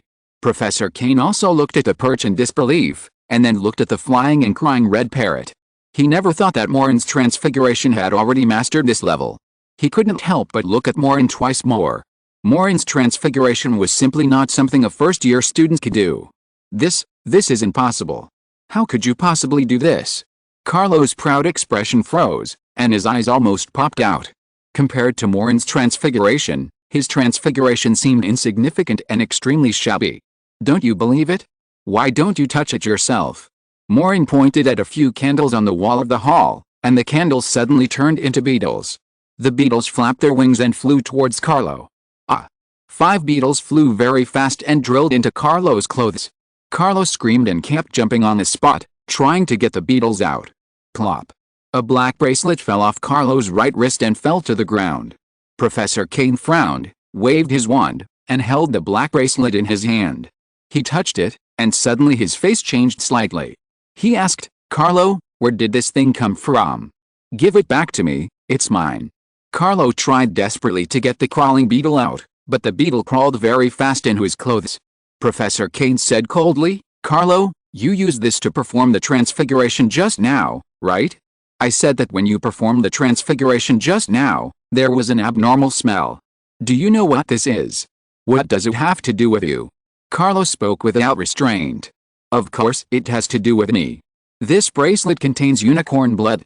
Unicorn blood can temporarily make wizards' magic abilities stronger, but to make this kind of magic item, unicorns must be killed. The wizarding world prohibits hunting pure creatures such as unicorns. This kind of magic item is listed as a forbidden item of black magic. Where did you get it? Professor Kane asked seriously. The latest novels are first published on 69shoe.com. It's none of your business. Why don't you check Maureen? Maureen's magic is so strange. He might have used more unicorn blood. Carlo finally caught a few beetles and was extremely angry. My magic is not based on drinking unicorn blood. Professor Kane can check it, right? Maureen said calmly. Professor Kane glanced at Maureen, reached out and stroked the golden retriever sitting on the table, nodded and said, "This is a normal high-level transfiguration, which is different from yours. Carlo, you'd better give me an explanation." He walked to the fireplace in the hall, grabbed a handful of flue powder and threw it into the furnace. The furnace emitted a green flame. He stuck his head into the flame and said, "Professor Francis, I need you to come here." After a moment, the figure of Professor Francis appeared in the fireplace. He walked out and looked at Professor Kane inquiringly. "It's a student of your college, so it's more appropriate for you to deal with it." Professor Kane handed the black bracelet to Professor Francis. Professor Francis' face also changed, and then it became extremely gloomy. "Carlo, you brought this kind of black magic item into the school, which seriously violated the school rules. You will be severely punished." Professor Francis' voice was full of the usual taste of death. "Violating school rules? Screw your school rules. I'm going to study at Durmstrang next semester. The crappy school rules of Hogwarts won't work for me. I don't have to be afraid of you professors," Carlo said loudly. Maureen shook his head slightly. People like Carlo are too stupid. There are some things that shouldn't be said casually. Even if he wants to study in other countries, he is still a local. It will be bad to offend the professors here. I don't care where you are going to study next semester. As long as you are still in Hogwarts, you need to pay the price for your behavior. By the way, if a student makes an unforgivable mistake, the Ministry of Magic will break his wand and he will not be allowed to cast magic again for the rest of his life. Our school has a precedent. Do you think you can escape it by transferring to another school? Professor Francis stared at Carlo coldly. Carlo was frightened. Having his wand broken and not being allowed to cast magic for the rest of his life is a very serious matter. If you're listening to this novel on a channel other than Fanfic World, it means they downloaded and uploaded it without effort. We cordially invite you to visit our channel, Mundo Fanfic Novelis. There you'll find the original version of this story and you can explore many other novels of various genres. We're waiting for you to immerse yourself in a world of incredible novels. Chapter 190 Advanced Transfiguration. This is unfair. Maureen must have used unicorn blood, otherwise how could he perform that kind of transfiguration? Carlo was still not giving up, still defending himself. He used magic items to make himself stronger. In his opinion, Maureen must be the same. Are you talking about my magic? Maureen waved his wand at the perch in the air, and the perch swam to Professor Francis and said, "My transfiguration was taught by Professor Kane of Hogwarts, not by someone from Durmstrang, so I don't need to rely on external objects." Professor Kane's expression eased a lot. Maureen's words were very useful to him. Carlo had brushed his face in front of so many people, but Maureen earned back Professor Kane's face with just a few words. Professor Francis reached out and touched the magic that Maureen had cast, and said, "Is this the transfiguration you cast?" Using a mop. Professor Francis could tell at a glance what the perch had turned into. As a teacher of defense against the dark arts, he naturally knew whether Maureen had used other magic items. Maureen's magic was surprising even to the usually dull Professor Francis. "Yes, Professor Francis." Maureen pointed at the candle on the wall, and the candle turned into a goldfish and swam around the perch. "You have mastered transfiguration well. This is at least something that a fifth-year student can master. This is the first time I have seen a first-year student master magic to this extent. Maureen, I have to say, you make me more and more curious," Professor Francis said meaningfully. "I was just lucky." Maureen shrugged his shoulders. He had been learning transfiguration with Arnold for the past 2 months, and it was not just talk. But he felt that mastering this kind of transformation was not enough. The magic in school was mainly based on life. Arnold believed that these life skills were only suitable for being an ordinary wizard. Maureen had to master more than just the magic in school. You have to know that there is a person in the painting outside who is always looking for opportunities to deal with him. The more Maureen learned magic with Arnold, the more he found the depth of magic. Arnold was like an encyclopedia. Maureen only felt that he had learned a little bit in front of Arnold. Sometimes he even doubted whether Arnold had another identity. Such a powerful wizard should not be unknown. He lied. Carlo was still unwilling. Professor Francis snapped his fingers neatly, sealed Carlo's mouth, and said in his usual death voice, "You go and talk to the principal. If you don't like Hogwarts, it's best to keep this idea in your heart, otherwise you may not be able to leave Hogwarts." Professor Francis waved his hand, and Carlo was dragged out of the hall by him out of thin air. This kind of person is also a scumbag if he goes to Durmstrang. He really thinks that we are easy to bully at Hogwarts. Hugo said loudly and happily. That's right. He has already started to be ungrateful before leaving school. I have never seen such a person. Many students echoed, feeling that they had let out a sigh of relief, and looked at Maureen with more admiration. Carlo had not left Hogwarts before he had already belittled the students of Hogwarts. Everyone was holding back a breath of anger in their hearts. Maureen relied on normal advanced transfiguration to make Carlo's transfiguration, with the help of black magic items, feel ashamed. Well done, Maureen. Your transfiguration practical score is undoubtedly full marks. Professor Kane finally smiled and said with appreciation. Maureen's performance gave him too many surprises, especially the words against Carlo, which made him feel relieved and proud. Thank you, Professor Kane. Maureen waved his wand, and everything returned to its original form and flew back to the distance. Maureen walked back to Hugo, and Hugo danced with joy. It felt as if he had severely taught Carlo a lesson. Man, you are really a very secretive person. Hugo laughed. I just can't stand Carlo's face. Maureen didn't think of showing off too much at first. He just wanted to turn the stone into a dragonfly, but Carlo's arrogance made him unbearable. He's dead. It will definitely be a bad end. Lily said. It would be great if Carlo's wand was broken and he was not allowed to cast magic for the rest of his life. Hugo said. Maureen shook his head. No, that was just Professor Francis scaring him. This kind of thing is not enough to have such a heavy punishment. But he will definitely be expelled. The Ministry of Magic will confiscate the bracelet and trace its source. I guess Carlo's parents will be severely punished. Only like this. Seriously, Hugo, your grandfather is also an official of the Ministry of Magic, right? Your mother is too? Haven't you heard of anything like this? Maureen said helplessly. He has lived with his grandfather Alton since he was a child, and he knows a lot about the procedures of the Ministry of Magic. I'm not interested in their work. Hugo laughed, but I still hope that the Ministry of Magic can make an exception for Carlo, and let him be a squib for life. Next, Hugo Weasley. Professor Kane had already started to continue the test. Hugo stuck out his tongue, picked up his wand and walked to the podium in a sullen manner. Professor, these stones have just been touched by Carlo's dark magic. Do you think they are reliable? Hugo asked. Oh, Hugo, that's not a problem. I have prepared a large pile of stones. Professor Kane smiled and took out a dozen small stones from his pocket. He was obviously in a good mood. You can pick whatever you want. Hugo smiled dryly twice, picked up the wand, and was a little nervous. His hand shook, and the stone did not deform, but bounced towards Professor Kane's forehead. Hugo, can you hold your wand more steadily? Professor Kane quickly grabbed the stone. Sorry. Professor, I didn't mean it. Hugo's face turned pale with fear, and he apologized quickly.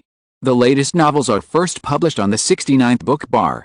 If you talk less in class, your wand will be much more stable.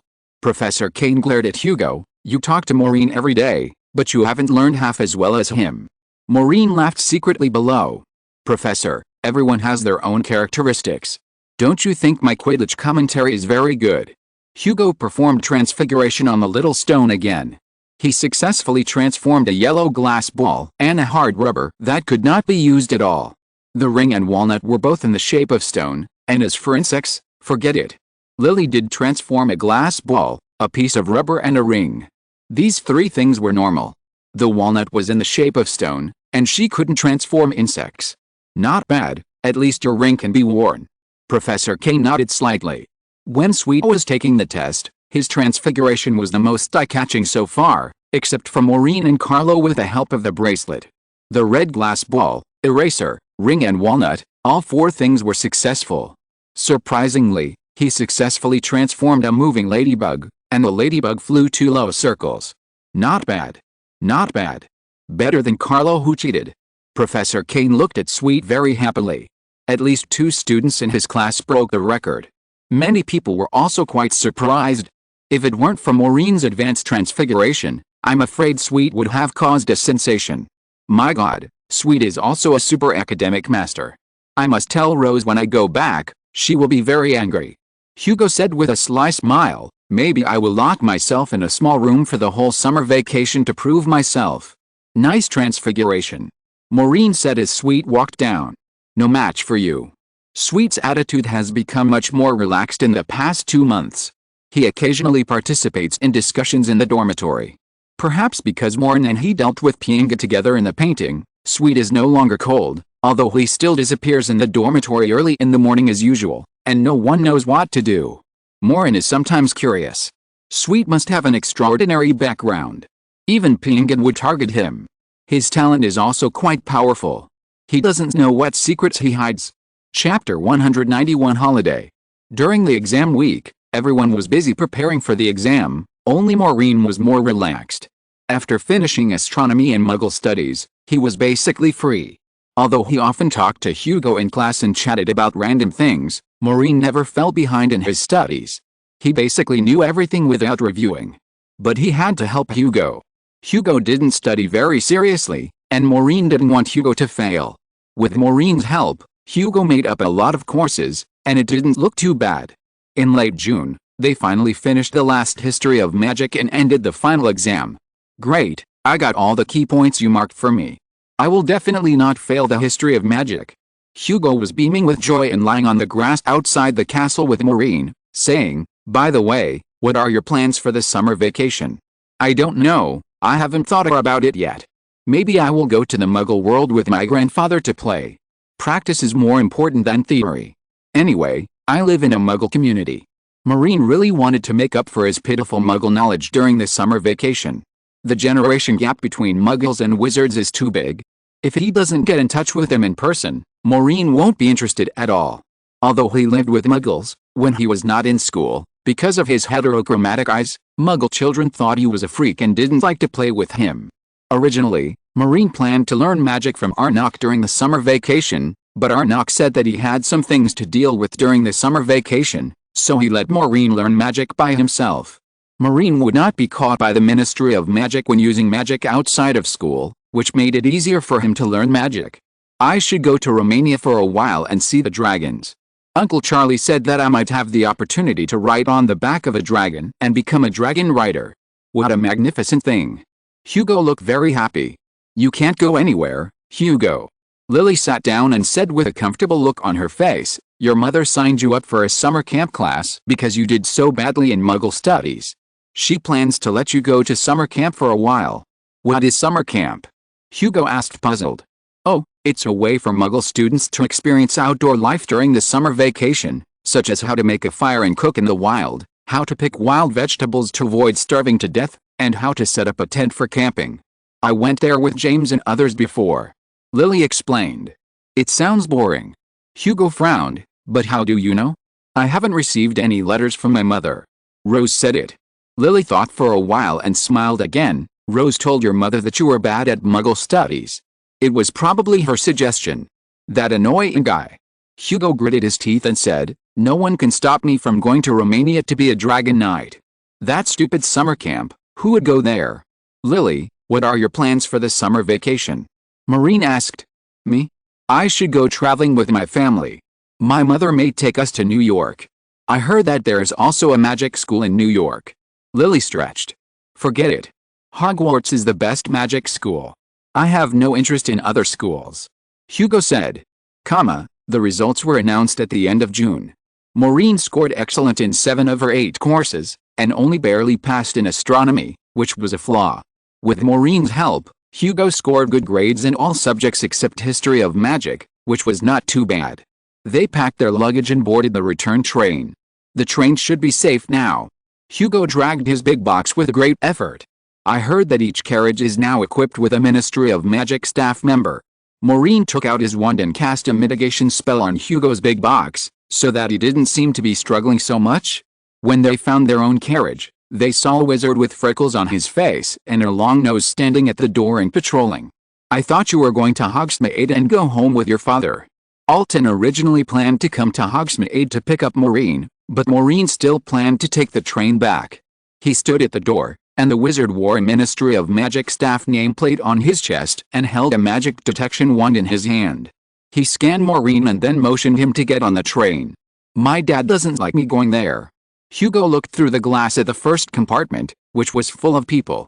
He dragged his light luggage and walked back. That's because you always steal things from the store. Lily said. I just took it, okay? How can it be called stealing? Hugo retorted. Maureen couldn't help laughing. Hugo's father was the store manager, and it didn't seem too much for the store manager's son to take things from the store. They finally found an empty compartment, and the train headed for London. How was your semester? Alton smiled and picked up Maureen's light luggage. Great, I'm a good kid, you know. Maureen was very optimistic. Yes, good kid. Alton rubbed Maureen's hair lovingly and glanced at the fireplace at the train station, where wizards and students waiting to use the fireplace to go home were crowded together. The fireplace at the train station is always unreliable. Alton took out his pocket watch and checked the time. I'm in a hurry. I'll apprehend you home first. Sometimes the wizard's fireplace is used by too many people, which will cause congestion, especially the fireplace in a place like a station. If too many people want to come out at the same time, they have to wait in the flame for a while. While waiting, the flame will keep spinning, making people dizzy. Grandpa, where are you going? Maureen asked. The latest novels are first published on the 69th book bar. Oh, Edmund wrote to me just now. He said that a Muggle town seems to have been cursed. There's a problem with the road. They haven't been able to find the source of the curse for a week. I'll go and take a look. Alton said. I'll go too. Maureen said with interest. No, I don't know what is causing the trouble there. I can't take you to take risks. Alton said seriously. Grandpa, aren't you here? I'm just going there to broaden my horizons. I won't cause any trouble. Besides, I'm bored at home alone. What if I blow up the house? You're already in the first grade. Can your magic get out of control? It gets out of control when you're bored. Alton couldn't persuade Maureen. He loved Maureen too much. He thought that Maureen wasn't a child anymore, so nothing should happen to her. Okay, then you be obedient and don't run around. You at the point, Grandpa. Maureen snapped his fingers and said casually, the word obedient is most suitable for me. Really? Why am I so suspicious? Alton looked unconvinced.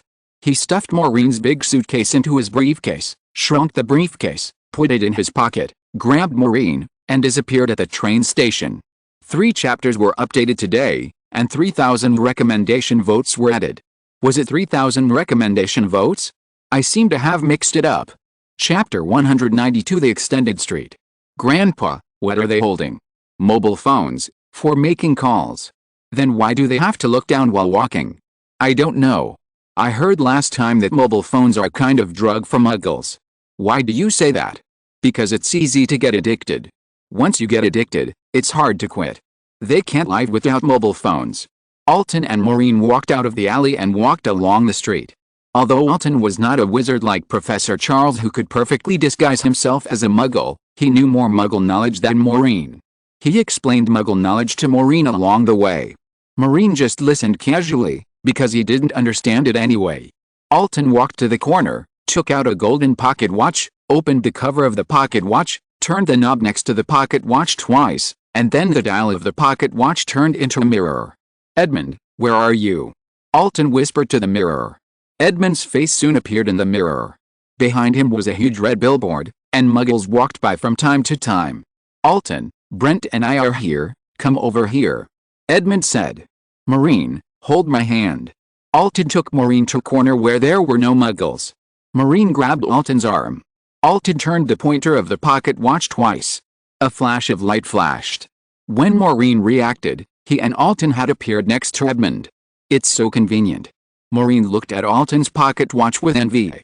The magic pocket watch of the Ministry of Magic's field staff relies on this to communicate with each other.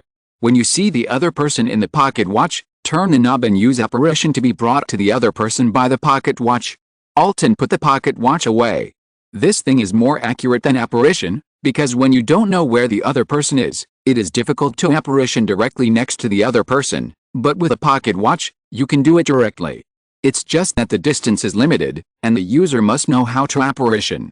Edmund smiled at Maureen and said, "Maureen, are you on vacation?" "I'm on vacation." "Hello, Mr. Edmund, Mr. Brent." Maureen knew both of them. "Hello, Maureen." Brent was a tall and thin wizard with prominent brow ridges. He was not good looking, but those who could work in the Ministry of Magic were all very outstanding people. "What's the situation, Edmund?" Alton asked. Edmund pointed to a street in front of him that was under construction. The two sides were fenced with wooden boards and a construction sign was hung. There was also a oil truck parked next to it. There was also the sound of drilling holes in the ground. From the outside, it looked like smoke and dust were rolling. "It's on this street. From time to time, Muggles walk on this road and get into trouble. It takes an hour to walk a short 500 meters. I'm now cordoning off this road and pretending to be repairing the road." Edmund wiped the sweat from his forehead and said, "Is it the extension spell? Use magic to extend a road, but it can't be seen from the outside." Alton asked. "I tried it, it's not the extension spell. Come and take a look." "Will Maureen come too?" Edmund said. "Of course, otherwise what if I'm kidnapped by Muggles?" Maureen said with interest. He rarely followed Alton out. "You are so weird, who would kidnap you?" Alton shook his head helplessly. They stepped over the construction sign, opened the iron sheet a little, and walked in.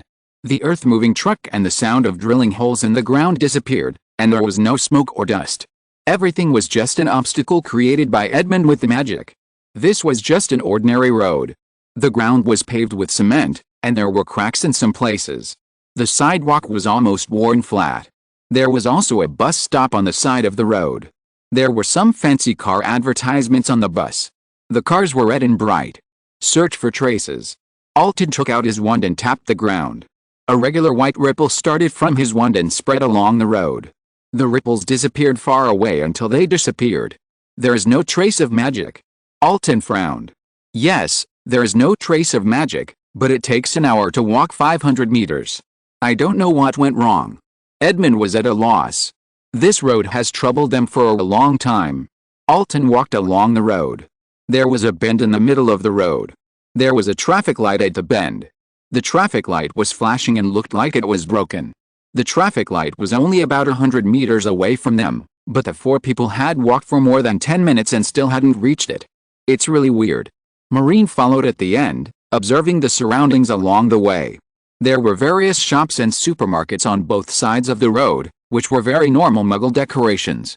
When they walked over, they didn't feel anything unusual, but it took a long time to walk a short distance. They walked 100 meters for 20 minutes and came to the traffic light.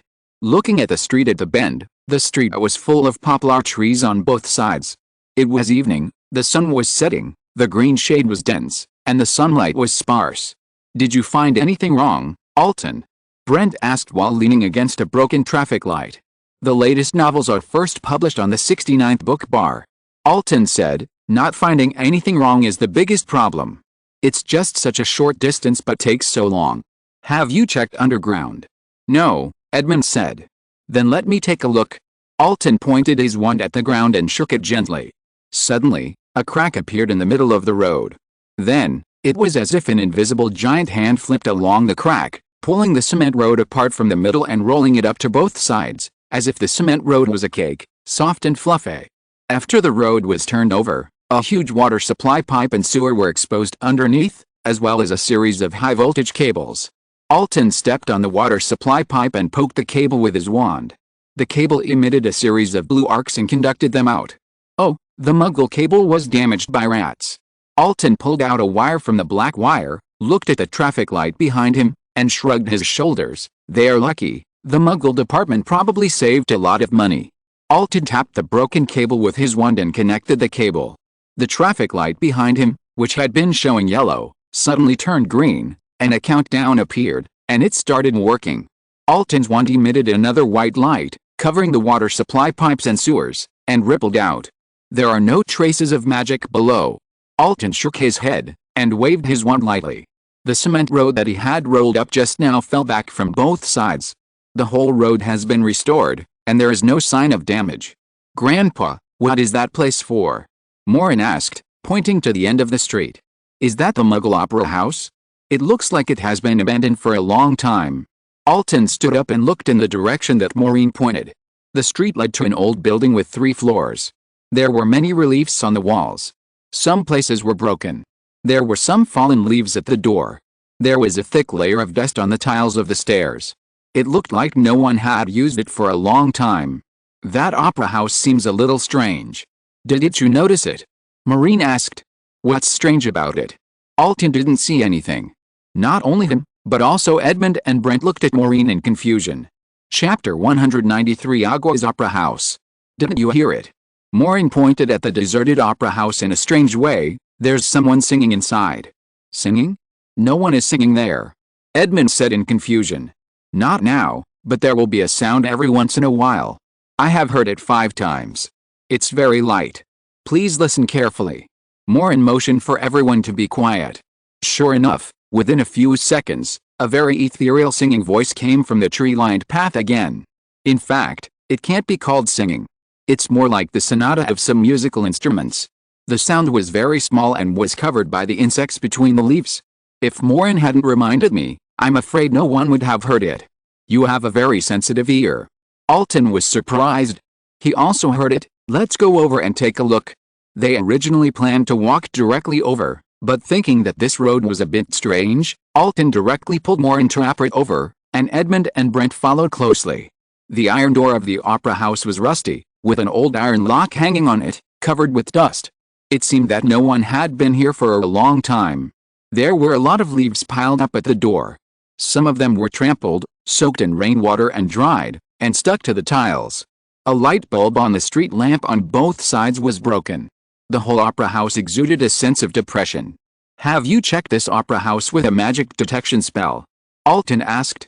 Edmund and Brent looked at each other and nodded. This is just an abandoned opera house for Muggles. There shouldn't be anything strange. We checked here the day before yesterday, and didn't hear any singing, and there was no sign of magic.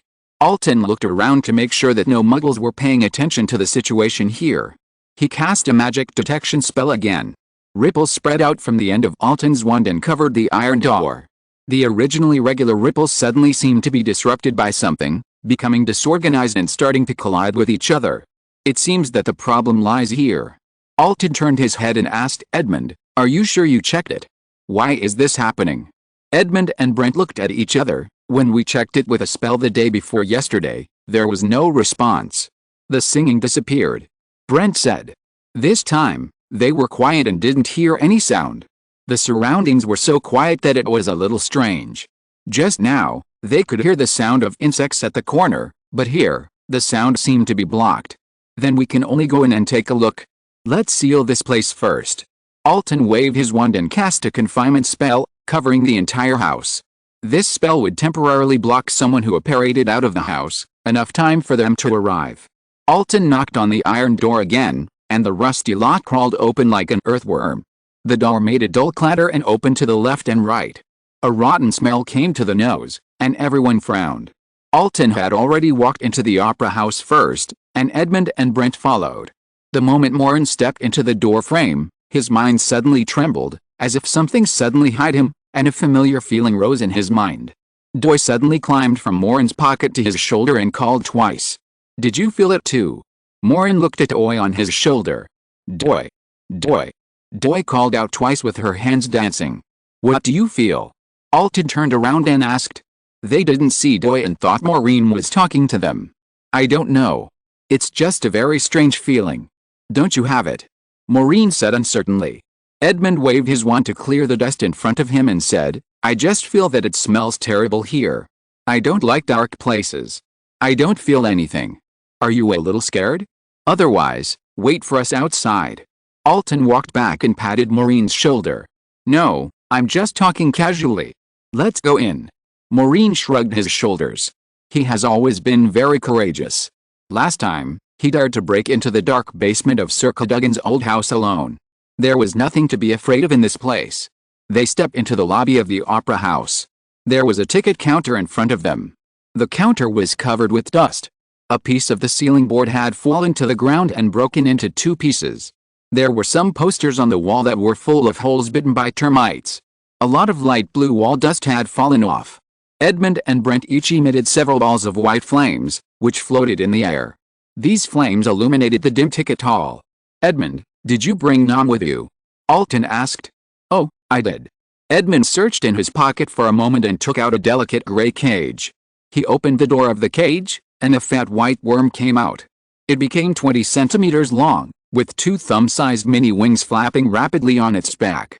"Nom, go find where there is the smell of magic," Edmund said. The fat big Nom flapped its small wings and quickly disappeared into the darkness in front. Maureen has always been interested in the creatures of the Ministry of Magic that detect traces of magic. Nom is an unknown worm. He was still wondering if it was very strenuous for Nom to have such a big body and a pair of small wings. Nom didn't leave for long. He flew back in almost 2 minutes, twisting his body in the air, swaying left and right and doing various movements, flapping his small wings vigorously. The latest novels are first published on 69shoe.com. Nom said the magic here is very scattered, everywhere, but there are no living people. Edmund could understand Nom's body language. "No one is here. It seems that the wizard who caused trouble in the Muggle Opera House has left. Let's go and find out what spell has been cast on this place." Alton glanced at both sides and said, "There are 3 roads here. One leads to the performance hall, one should lead to the place where those musical instruments are played, and the other one leads to nowhere. Let's go one by one. As usual, turn on your pocket watch and send a signal if something happens." Alton and Edmund had done this kind of thing many times before. After a simple instruction, Edmund and Brent each chose a road and left. The road that Alton and Maureen took led to the performance hall. Along the way, there were some broken chairs with yellow ceiling tape on them. There were sign lights in the corners of the walls used by Muggles to indicate emergency exits, and the wires were all hanging out. The corridor was very quiet. There was a gust of wind coming from somewhere, making a whirring sound. From time to time, there was also the rustling sound of the wind blowing through the half-peeled wallpaper. Apart from that, the footsteps of Maureen and Alton echoed in the corridor, which was very lonely. "Grandpa, do you often come to places like this?" Maureen asked. "That's good." Alton opened the crooked door, stepped over a broken potted plant, and said, "I've seen worse. Last time, a dark wizard tried to create an inferi and broke into the morgue of a Muggle hospital. He controlled the dead in the middle of the night and crawled out like zombies. The Muggles were scared, and I had to go and deal with the dead in the middle of the night. It doesn't sound like a big deal. It's really okay if there are few people together, but if you go alone, it's a bit interesting." Alton turned around, pointed the light of the wand at his face, and made his face pale. He said in a dry voice, "Just think about it, you turn a corner and a dead person with a stiff face and pale lips pounces on you. What a great experience. Muggle dead people have no magic, so there's no need to be afraid." Maureen couldn't help laughing at his grandfather's appearance, but he suddenly paused, his smile froze, his eyes crossed over his grandfather's shoulders and fell on his grandfather's back, and he took a breath. "What's wrong? Did you get scared?"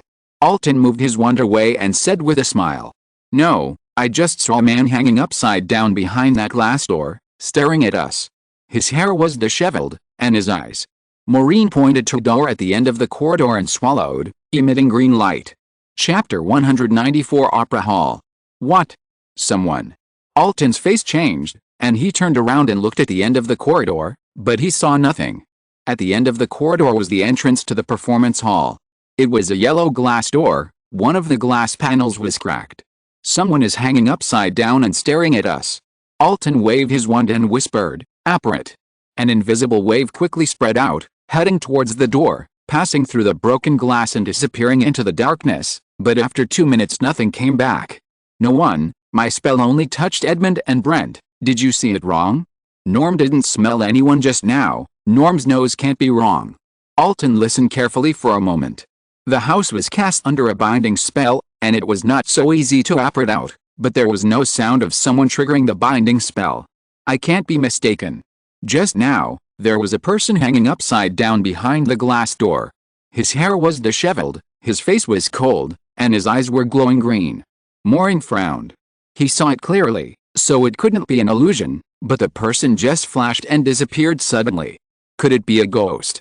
Alton walked quickly to the glass door, opened it, walked into the performance hall, and cast another spell, Ghost Apparition. The spell still didn't work. Grandpa, I can still recognize ghosts. There are too many ghosts in the school. That one was a person. Maureen looked at the performance hall of the opera house. The performance hall was divided into 3 floors, distributed in a circle, and could accommodate about 2,000 people. The seats on the first floor were arranged in a trapezoidal shape, stepping down step by step. The seats were covered with red soft cloth. Some chairs were covered with spider webs, and some seats had fallen to the ground and were in a mess. The floor of the performance stage in front was cracked, as if it was eaten by insects, and was full of dust. There were only a few iron rods across the center of the stage, and a few broken lighting lamps hung unevenly. What's wrong? Alton, did you use the apparition spell just now? Edmund poked his head out from the railing of the second-floor auditorium. Yes, Maureen said he saw a person. Did you see it? Alton shouted. No, we didn't see anything, Alton. Edmund said. Brent also poked his head out from the 3rd floor and said, I only saw a bunch of rats. Then you continue to look for things that have been cast with magic, and be careful. Alton said, turning his head to Maureen and said, I shouldn't have brought you to this kind of place. You are too young and afraid of such a gloomy place. It is normal to have hallucinations. Do you want me to take you home first? No, I still want to see what black magic is like. Maureen said quickly. Then you follow me closely. Oh, yes, expecto patronus. Alton's wand sprayed a silver light, which shot up twice in the air and turned into a tall bear. This bear was taller than Maureen when it stood upright. It stood in the air behind Maureen, with a mighty bear paw on Maureen's shoulder. This way you won't be afraid. Alton said lovingly. Patronus can bring people a sense of security and dispel darkness and dampness. Their role is not just to deal with dementors. Dewey stared at the big bear curiously on Maureen's shoulder, constantly scratching the big bear's nose, and seemed to like the cheerful breath emitted by the big bear. I like this big bear, maybe I can summon it too. Maureen looked up at the bear that was 2 heads taller than him, raised his hand and touched the chin of the big white bear. The big white bear lowered its head and rubbed Maureen's head with its nose, revealing a silly smile. Such a big beast standing behind Maureen gave him a full sense of security. This magic is not easy. Many adult wizards may not be able to summon it. Let's talk about it in the future. Alton waved a bunch of light balls again, floating on the ceiling, illuminating the entire performance hall as bright as day, and the darkness was dispelled at once. How can I help, Grandpa? Maureen asked. Just stay here. Give me a chance, Grandpa. Maybe I can work in the Ministry of Magic in the future, accumulate some experience in advance. Maureen took out his wand with great interest. Alton glanced at Maureen and said suspiciously, I didn't know you wanted to work in the Ministry of Magic. It's just a way out, just in case. Maureen was actually not interested in working in the Ministry of Magic, because Alton used to have to write a lot of action reports, which looked very boring, and Maureen didn't like to report what he did to anyone. If you want to work in the Ministry of Magic, then I can recommend you. I know a lot of people. Alton seemed very happy with Maureen's decision. After all, he was a retired official of the Ministry of Magic and still had connections. Alton took out a feathered duster from his pocket and handed it to Maureen. You can't use magic outside of school, so use this, the feathers of a fire squirrel. We call it a torch. It will catch fire once magic is detected. Oh, you don't need to put away your wand. If you encounter any danger, use magic boldly. Don't worry, don't be too far away from me. I will let the patroness follow you. Maureen took the torch, which reminded him of Madame Pants who walked around the school library all day. She used a feathered duster to clean the books. Maureen swept the torch over the dusty broken chairs, and soon he regretted it, because this torch was not used to clean dust, and when he swept it over, dust flew all over the sky, making him look dusty. The latest novels are first published on the 6th-9th book bar. They checked every row of seats, not even a flattened can on the ground. In this bright opera house, there was a guardian angel following behind him. Even though he had just seen an upside-down face, Maureen felt that it was no big deal. Maureen walked to the edge of the stage and looked at the empty stage. Then he saw a small room next to the stage. He opened the door and walked into the room. There were some broken hangers, some plastic arms of dummies, and some plastic bags piled in the corner. It should be a dressing room. He checked the room and found nothing unusual. He walked out again and found that Grandpa Alton had just walked into the toilet in the corridor opposite the exit passage, preparing to go there for inspection. Maureen glanced at the stage inadvertently and was suddenly startled. "Grandpa," Maureen said. "What's wrong? What happened?" Alton ran out of the toilet corridor and asked. Maureen pointed at the stage and said, "Grandpa, did you see that thing when we came in just now?" A brand new black lacquer piano appeared on the stage at some point. The piano was bright and clean, forming a sharp contrast with the shabby stage. When did this piano appear here? Alton was also stunned for a moment, looking at the piano on the stage in surprise. "I don't know. I didn't see this piano before I went to the dressing room. I saw it as soon as I came out," Maureen said. Alton frowned. A brand new piano appeared in this shabby and decayed place, which was incompatible with the decay around it. It was really weird. "Wait here, I'll go up and take a look." Alton used his magic wand to summon a step in the air, and then stepped on the step carefully. When he walked onto the stage floor, he deliberately knocked it with his magic wand to make sure there was nothing strange before he walked up. Alton's feet stepped on the shabby floor, creaking, and it was very clear in the empty opera house. But at this moment, something strange happened. The black and white keys of the piano on the stage began to jump rapidly, and they played a rapid piano sound. Snap! All the lighting magic that Alton had just cast disappeared, and the surroundings fell into darkness. Only a beam of light from the stage illuminated the piano. Not only that, Maureen felt a chill coming, and Alton disappeared in the blink of an eye, and the big white bear guardian behind him suddenly disappeared. Chapter 195 The Audience with Shining Eyes. The surroundings suddenly fell into darkness. Alton disappeared just after taking 2 steps on the stage. Maureen was the only one left in the entire opera house, which caught him off guard. "Grandpa!" Maureen shouted. No one responded to him. Only a piano on the stage was still playing a song quickly. The song was very urgent, as if it was urging someone. There was a certain anxiety in the urgency, which made people feel inexplicably irritated. "Doi! Doi!" Doi suddenly called twice uneasily on Maureen's shoulder, and her little paws tightly grasped Maureen's ears. "Doi, don't grab my ears." Maureen touched Doi and pried Doi's paws apart. Doi grabbed Maureen's clothes tightly again, as if she was afraid of losing herself. The sound of the piano on the stage, which was not played by anyone, continued, and there seemed to be no intention of stopping. "Close your ears and block your ears."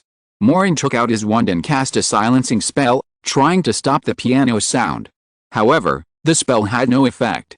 The sound of the piano continued to enter Maureen's mind. His heart began to speed up regularly, and the blood in his body flowed rapidly. Whoosh! A cool breeze blew by, and Maureen was surprised to find that 7 people suddenly stood around the piano. These 7 people were 3 women and 4 men. Some of them had eyes flashing with a faint black light, and some had eyes flashing with brown light. The light of each person's eyes was different. The clothes they wore were the same color as their eyes, and their skin colors were also different. They stood quietly, staring at the piano, as if looking at a rare treasure. The melody of the piano sound suddenly turned, and then the 6 people on the stage suddenly began to sing along with the piano sound. The voices were either high-pitched and loud, or low and steady, or ethereal and ethereal, interweaving with each other and echoing throughout the opera house. "Isn't this a ghost? Is it a real person?" Maureen took a step back with his wand, but felt as if his foot had stepped on ice. He turned his head and found that he had accidentally stepped on another person's foot. He was startled. He turned around and looked. With a weak light from the stage, he was shocked again. The originally empty performance hall was suddenly filled with countless people. These people sat quietly in their chairs. Their eyes flashed with different lights. They focused on watching the piano performance on the stage. The expressions on their faces were different. They were obsessed, nostalgic, or sad. Some people even had tears in their eyes, as if they were moved by the piano sound. "You blocked my view," a dull voice sounded. Maureen took a closer look and saw the man with high cheekbones sitting behind him. His eyes were flashing with gray light, his nose was very long, and his hair was combed meticulously. Maureen had stepped on his foot just now. "Who are you?" Maureen took a deep breath and pointed his wand at the disheveled man and asked. The man glanced at Maureen, and seeing that Maureen had no intention of moving aside, he stood up and walked towards the wall. He walked along the wall from the ground, and then stood directly on the wall, and then continued to look at the piano on the stage. Maureen's eyes fell on the wall, and with the help of the light shining on the piano on the stage, he was even more surprised, because he found that there were many people standing on the wall and the ceiling. It seemed that these people could only stand on the wall or stand upside down on the ceiling to watch the performance because there were not enough seats. Can people stand on the wall and the ceiling? This scene is really weird. You are blocking my view. A woman in the second row continued. Maureen felt a little unbelievable, and he hurried to the aisle and waved his wand. Fluorescent flash. The wand emitted a burst of light, and Maureen walked carefully along the aisle to the entrance just now. With the light of the wand leading the way, he would not step on other people's feet. He was observing these people who suddenly appeared in the audience all the way. The eyes of these people looked very strange, with different colors and glowing. All the audiences were of different ages, including old people and children, but most of them were young people, and their clothes were very strange, unlike the wizards and muggles that Maureen had seen. The sound of the piano on the stage had changed from rapid to light, and Maureen's irritable mood began to calm down. The whole person seemed to fall into a very wonderful state, as if he would float up in the next step. He walked towards the glass door he had just entered. The piano sound had changed several melodies. The rhythm of the performance was very cheerful at this time, and the harmony of the 7 people on the stage kept changing with the piano sound. The performance is not over yet, are you leaving? A man who was hanging upside down on the ceiling at the entrance of the performance hall asked aloud. His eyes were green and his face was pale. Maureen was slightly surprised. This man was the disheveled man who stared at Maureen when Maureen and Alton were in the corridor just now. Were you spying on us just now? Maureen asked the man hanging upside down in front of him. I heard someone coming, and turned around to see who it was. The man said. Then why can't I see you suddenly? Maureen asked. I just turned my head and continued to watch the show. The man replied calmly. So are you ghosts? Maureen asked. Ghosts? We are not ghosts. The man shook his head. Then who are you? Is it magic? Maureen asked again. The man looked at Maureen and did not answer Maureen's question. He just said, your eyes are very special. They have 2 colors. I know my eyes are very special. I'm asking, wait. Maureen suddenly had a strange feeling, because he realized that not all of these people's eyes were shining, but their pupils were shining. The latest novels are published on the 6th and 9th books. Are my eyes shining too? Maureen asked. Don't you know? The man seemed a little surprised. Should I know? Maureen quickly summoned a mirror with his wand. With the help of the mirror, he was surprised to find that his eyes were also emitting 2 kinds of light. The blue and green lights were particularly eye-catching in the mirror, as if his eyes had become searchlights. You are the same as us. The man looked at Maureen for a while, then shook his head. You are different from us. What does that mean? Maureen asked in confusion. But the man did not answer Maureen's question. He looked at Toy, who was holding Maureen's clothes tightly on Maureen's shoulders, and said in surprise, Oh, you have a rare little beast. Huh? You can see Toy. Maureen was extremely surprised, because up to now, except for Maureen and the Arnoks, no one has seen Toy, not even the ghost of the school. It's amazing, I envy you. After the man said this, he turned his eyes to the stage and continued to listen to the chorus on the stage. You haven't told me what kind of magic this is. Maureen asked. This is a beautiful song. The man said, you should enjoy it. The sound of the piano has become slow, and Maureen feels that the beating frequency of his heart has also slowed down. He even has a feeling that if the sound of the piano slowly stops, his heartbeat will also stop. But the piano music became gentle and cheerful again, and Maureen's heartbeat returned to normal. He was thinking about whether he should finish listening to the song and then ask the upside-down man for clarification, when suddenly a hand reached out from the darkness behind him and rested on his shoulder. Chapter 196 The Invisible Man. When this hand was on Maureen, Maureen felt as if he was pulled back from the darkness. Everything in front of him became bright again. The lighting magic cast by Alton was still floating in the air. The chairs that were originally full of spectators had become tattered again, as if nothing had happened. Maureen, are you okay? Alton looked at Maureen in confusion. Maureen found himself standing at the entrance of the opera house. In front of him was a broken glass door. The man who was hanging upside down in front of him just now also disappeared. He tried to stretch out his wand and touch the man with the green eyes just now, but he didn't touch anything. Alton looked at Maureen's strange movements and asked worriedly, "Are you feeling uncomfortable? Maureen, why did you suddenly walk over here?" Maureen came back to his senses and asked in confusion, "Grandpa, didn't you see some people just now?" "Right here." Maureen pointed to the ceiling, the wall and the auditorium. "It's full of strange people." "Full of strange people? What kind of people?" Alton looked around and looked at Maureen again. "There aren't many people." "But you, when I went to the stage to check the situation, why did you walk to the back? Are you scared and want to go home?" "I'm not scared, Grandpa. You really didn't see anyone." Maureen moved his eyes to the stage of the performance and said in surprise, "Where's the piano? I want to know too. I just jumped up and didn't get close to it, and the piano suddenly disappeared." Alton said. "Disappeared?" Maureen frowned. Those people who appeared just now were all listening to the piano performance. How could they suddenly disappear? Alton looked around and said, "The magic here is a bit strange, appearing and disappearing from time to time. I don't know who cast a curse and played a trick on us. Is it really a curse?" Maureen looked up at the ceiling again. The man just stood there hanging upside down and looked at him. But is all this just an illusion created by magic? Why does the illusion seem so real? Especially since the man just talked to him, it was very strange. "Look, your torch is shaking and catching fire. Did the torch touch anything when you walked here just now?" Alton asked. Maureen looked down and found that the feather duster in his hand was blazing and the feathers of the fire squirrel were burning very vigorously. "I don't know, I have been holding it in my hand. Maybe I accidentally cast a magic," Maureen said uncertainly.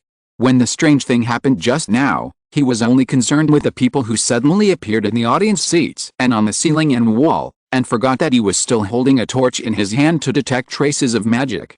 "No, the magic of the person holding it will not be detected. You must have accidentally bumped into something when you walked over here just now. Let's take a look." Alton took the torch from Maureen's hand, waved it, and extinguished the flame. Then he searched the aisle that Maureen had walked all the way, even sweeping the corners of the floor. However, this time the torch did not burn again. "Search, search." Alton cast the tracking spell again, and the magic ripples spread out, but for a long time they did not collide with each other randomly like before. All the ripples disappeared at the end of the wall in a regular pattern. "There is no magic in this place anymore." Alton scratched his bald head in surprise. The fact that the tracking spell did not cause chaos meant that the magic of this performance hall had dissipated. Maureen was very puzzled. Why did the magic here suddenly fail? What went wrong? Edmund and Brent walked down from the stairs. "Alton, we checked up there, and there is nothing," Edmund said. "I'm the same. This guy's methods are really powerful. Why did the Muggles close this opera house? Is it because of poor management?" Alton asked. "I don't know. I'll check it out tomorrow." Edmund waved the air and covered his nose. "The smell here is too bad. I'm allergic to this smell." Alton swept the broken glass door twice with a torch, and then said, "Okay, it's getting late. Let's go back first and check it out tomorrow." They walked out of the opera house together. Alton and Edmund cast a series of protective magics such as the Muggle repelling charm and the imprisonment charm on the opera house to prevent wizards from breaking in. Then they took Maureen home. "What's wrong? You look absent-minded. Are you feeling unwell?"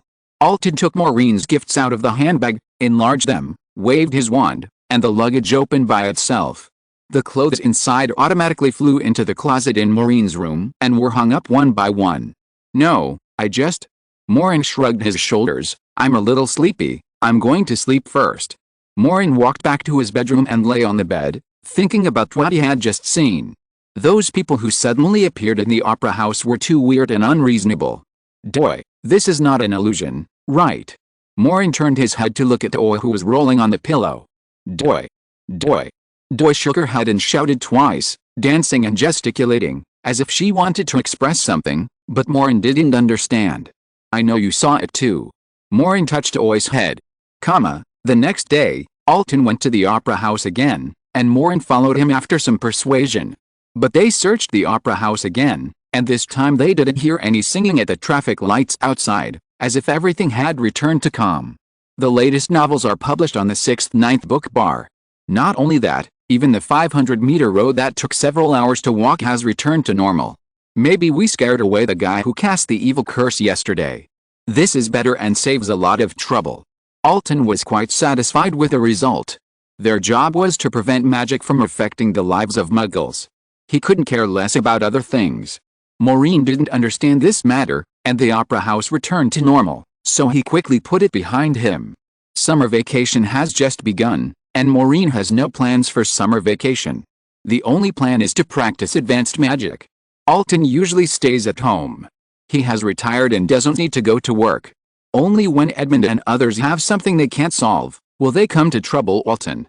Maureen didn't tell his grandfather about his inability to be predicted, so he kept it a secret from his grandfather that he could perform magic outside of school without being noticed by the Ministry of Magic.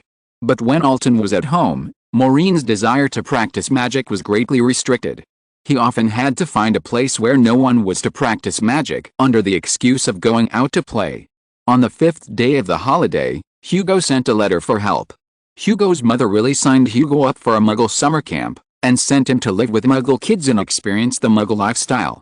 Maureen, come and save me, let me stay with Muggles for 10 days, I will collapse. Hugo's letter was full of deep despair, and the struggle of wanting to escape from the sea of suffering but not being able to achieve it made Maureen laugh.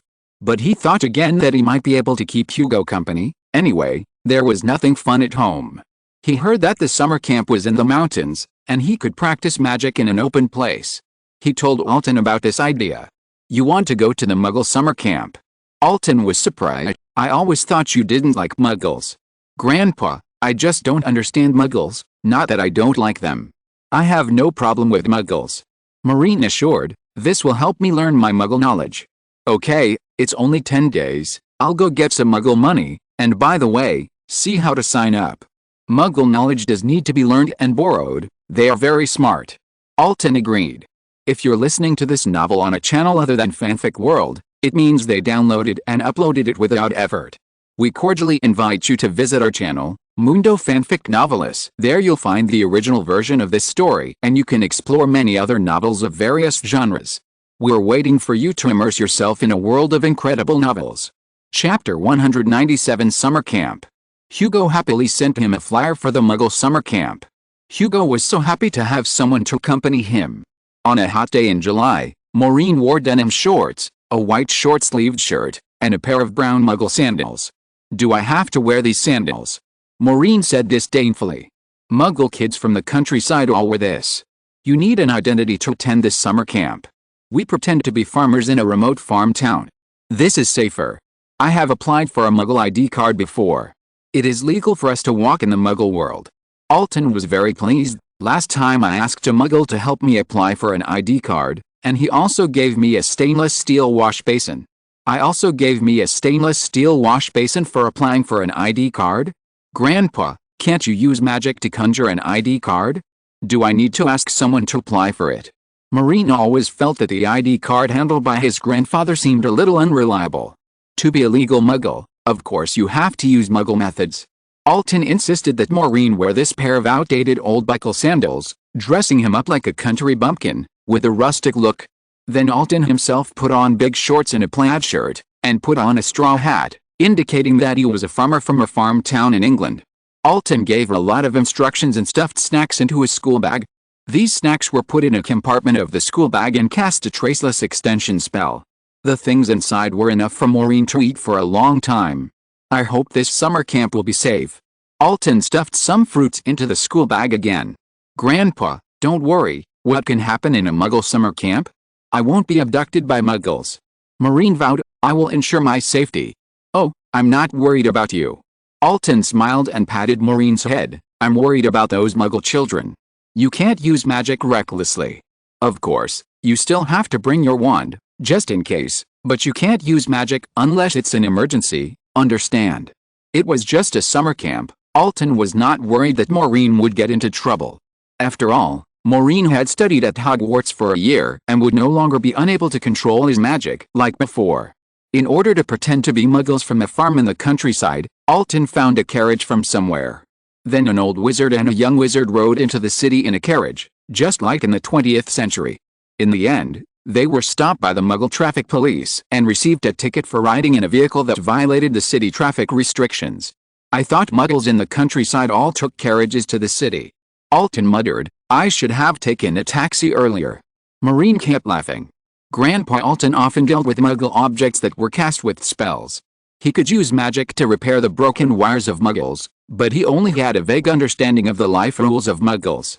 The traffic police kept staring at the old and young man dressed in rustic clothes and handed a ticket to Alton. Alton muttered and took out the wand from his pocket, pointing at the arrogant traffic police. Oblivion is empty. It was impossible to pay money. It was impossible to pay money for a Muggle ticket in my life. It was too cheap. At most, he would take out a wand to show his respect.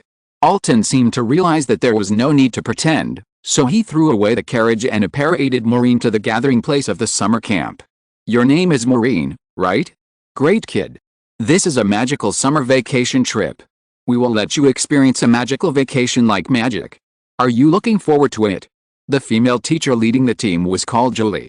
She was a very friendly female teacher. She squatted down and said with a smile as soon as she met. Like, magic. Maureen looked up at Alton and opened her mouth. Are you serious? Alton laughed dryly twice. Yes, it's like a magical experience. Maureen, you must be very excited.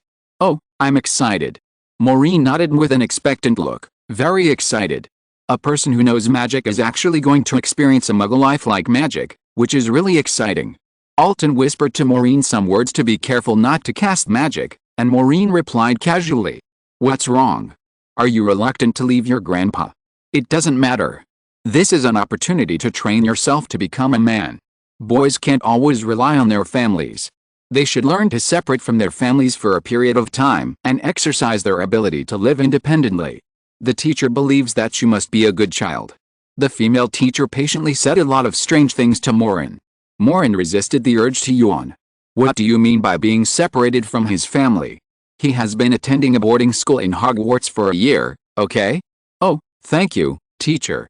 Maureen was a little uncomfortable with being praised like this. No teacher in Hogwarts would talk to them like this. Maureen suddenly felt that Muggle children were so hypocritical. Maureen waved to his grandfather, and then walked towards the students' rest area.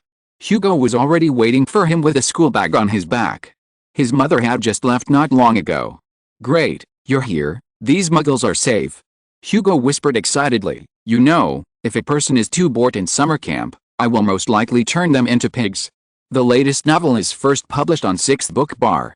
Maureen sat leisurely in the chair. I didn't know you mastered such a high level of transfiguration. That's not the point. Hugo said nonchalantly. Did you bring a wand with you? Yes, my grandpa firmly believes that it's safest to carry a wand when you go out. Maureen patted his pockets. His pockets were also cast with a traceless extension spell by his grandfather, and the small pockets could hold a lot of things. My mother won't let me bring it. Hugo spread his hands and said with a sly smile, but I stole the wand again. It's better to be on guard than not, right? Anyway, I'm not afraid of being expelled. My mother is a senior official of the Ministry of Magic. The two of them sat on the chairs next to each other and kept chatting. The other children had a lot of luggage, but Maureen only had a school bag. Even Hugo was forced by his mother to bring a big suitcase, because all Muggle children were like this. Hugo's mother, Ms. Hermione, obviously understood the style of Muggles better than Alton. Many Muggle children were dressed brightly, wearing colorful hats and sunglasses, as well as some electric fans and all kinds of strange Muggle things that Maureen couldn't understand. Maureen was not very interested in Muggle things. He saw a girl in a white dress in the corner, sitting there alone, staring at the other children. The girl looked a little younger than Maureen, timid, with a pair of watery eyes that looked very spiritual, fair skin, pigtails, and looked different from other Muggle children. She had an indescribable temperament. The moment Maureen saw the girl, he felt a special feeling in his heart. The feeling came very abruptly, and he didn't even know why he had this strange feeling. Do you know that girl? Maureen asked. She's a little special.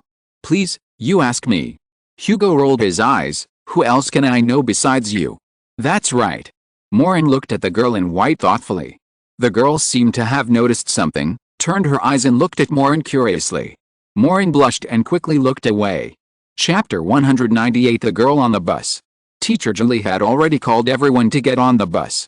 They were going to take 2 red tourist buses. There were quite a few people participating in the summer camp, generally ranging from 10 to 15 years old, and they were divided into 2 classes according to their age. Maureen and Hugo climbed onto their bus. This bus looks much smaller than the night bus, and there's not even enough room for a bed. Hugo glanced at the low compartment with disdain. The night bus looked small from the outside, but inside it was like a hotel, with beds for people to rest. I don't like the night bus. They don't fix the beds, and they will drift when there's an emergency brake. Maureen went straight to the last seat. There were 3 seats in the last row, and Hugo sat by the window. Muggle children quickly crowded into the bus, loudly discussing various cartoons and game consoles. Maureen and Hugo were confused. They didn't like Muggle things very much, even though the back of the seat in front of them was covered with a colorful advertisement of aristocratic luxury Hermes toilets on sale, ergonomic for only $998. They were not interested at all. I have a feeling. Hugo threw his school bag at his feet. This trip might be terrible. I don't know what my mother thinks. Can I learn how to be a Muggle by attending a summer camp? I don't think so. Maureen looked around the carriage in front of him and soon saw the girl in a white dress. Muggle summer camps aren't that bad. The girl also got on the bus and sat in the front right seat, next to the aisle. She looked a little nervous, as if she was not very used to this kind of activity. Maureen retracted his gaze and took out a book called Advanced Transfiguration from his school bag. It was lent to him by Arnold and started flipping through it. You're actually reading a book? It's summer vacation now. Are you possessed by Rose, the academic master? Hugo couldn't help but say. Otherwise, it's boring to have nothing to do. Maureen glanced at the other Muggles. Are you going to discuss Woodpecker and Peter Rabbit with them? Or are you going to buy this 998 noble toilet? I don't understand what that means at all.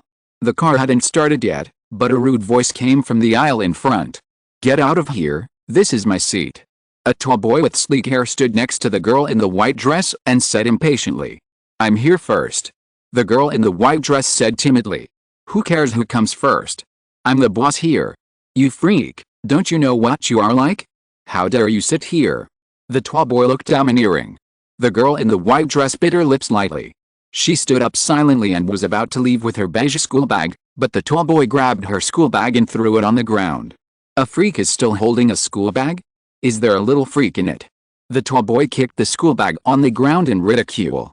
Hey, you're going too far. It's rude to bully a girl like this. Maureen stood up and said with a frown. Where are you from again? Do you want to be beaten? The tall boy looked at Maureen arrogantly. You can try. Maureen had never seen anyone bully a girl like this before. What's wrong? Horace? Hurry up and sit down, we are leaving. Teacher Julie came up and said to the tall boy named Horace. Horace snorted, glanced at Maureen fiercely, and then sat in the original girl's seat. The girl in the white skirt squatted down, picked up her school bag, looked at the others with a timid look, and walked to the back. This seat is taken. A girl with a red flower hat put her school bag on the empty seat next to her, not letting the girl in the white skirt sit. Don't sit here with me, I heard them say you are a devil. Another red-nosed boy moved his seat and sat 2 seats. The girl in the white skirt stood there, looking very hesitant. You can sit here with me. Maureen patted the empty seat next to him. The girl in the white skirt glanced at Maureen, hesitated for a moment, and sat next to Maureen in the mocking eyes of many people. Thank you. The girl said softly. You're welcome, my name is Maureen Walker. Maureen thought the girl's voice was very nice. Unran. The girl lowered her head and spoke in a low voice. She carefully wiped the dust off her school bag. And ran? I've never heard of such a name. It's so strange. Hugo came over and said curiously. Oh, shut up, Hugo. Maureen pushed Hugo and said to the girl, this name is great. Hugo made a face. My name is Hugo Granger. When did you change your last name? Maureen was surprised. My mother said to use this last name temporarily. It sounds more like a Muggle. My grandparents have this last name. Hugo whispered. Maureen ignored Hugo and continued to ask the girl, why do they bully you like that? And Ran shook her head, just hugged her school bag, and said nothing. Maureen felt that Ran was very special. He kept looking at the girl. After a while, he suddenly realized that it was not polite to stare at her like this, so he quickly turned his eyes back and read his book. The latest novels are first published on the 6th-9th book bar.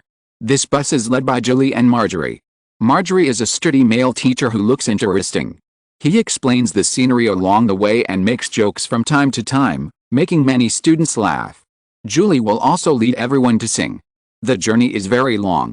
Every student sings along with teacher Julie, and the singing echoes in the whole car. But only 3 people have no interest in these things. Maureen is looking at his book, thinking about how to use the spell. Hugo is looking out the window, yawning boredly. Anren has been sitting in his seat, holding his school bag, and he doesn't sing with those people, nor does he talk to Maureen and others. They are sitting in the bus and passing through a green wheat field. The sun has already shone directly above. Maureen took out the egg-crusted pork roll made by Grandpa Alton from his school bag, handed one to Hugo, and then gave another to Anren. "Do you want it? My grandpa's cooking is great," Maureen asked. Anren looked at Maureen timidly, then shook her head. "It's really great, give me another one." Hugo reached into Maureen's school bag and grabbed another piece. Maureen took out a bottle of dragon fruit juice from his school bag, and then took out 3 cups, poured a cup for Hugo and himself, and asked, "Really don't want it? This juice is very special, although it looks a bit ugly." Hugo drank it greedily and said, "Yeah, don't look at it like a ball of mud, it tastes great, every wizard's home. Drink your stuff, Granger." Maureen pushed Hugo with his elbow. Hugo realized that he almost let the cat out of the bag, and quickly grabbed another egg-crusted pork roll to stuff his mouth. And Ran refused again. She carefully took out a piece of toast and a bottle of mineral water from her school bag and ate them quietly. "Does mineral water have a taste? I heard that this kind of water is like mountain spring and is not good to drink." Maureen looked at the trademark on the mineral water bottle. Professor Charles mentioned it to them in class before, but he had never drunk mineral water. "It's okay," and Rand said quietly. Maureen broke off a piece of egg crispy meat roll and put it in his pocket for to eat. Hugo came over and said, "She is really shy, isn't she?" "It's okay," Maureen thought to himself. This was the first time he had seen such a shy girl. Chapter 199 Tent. Along the way, Hugo and Maureen would occasionally comment on the clothes of some Muggle companions and discuss what a certain pistol model was used for. Unran listened beside them and didn't say a word for a long time. They arrived at their destination at noon, which was a scenic spot in a small town. This place has unique scenery, and many Muggles will come to the mountains for vacation. There are many hotels in the town, but the purpose of this summer camp is to cultivate the hands-on ability of teenagers, so they will not stay in hotels, but will set up tents. Marjorie quickly found a suitable flat grassland on the top of the mountain. The grassland was a place designated by the scenic spot for tourists to camp. They would stay here for a day, and then go to another farm to learn about farm knowledge. Julie asked everyone to get off the car, then gathered everyone together, counted the number of people, and explained the situation in detail.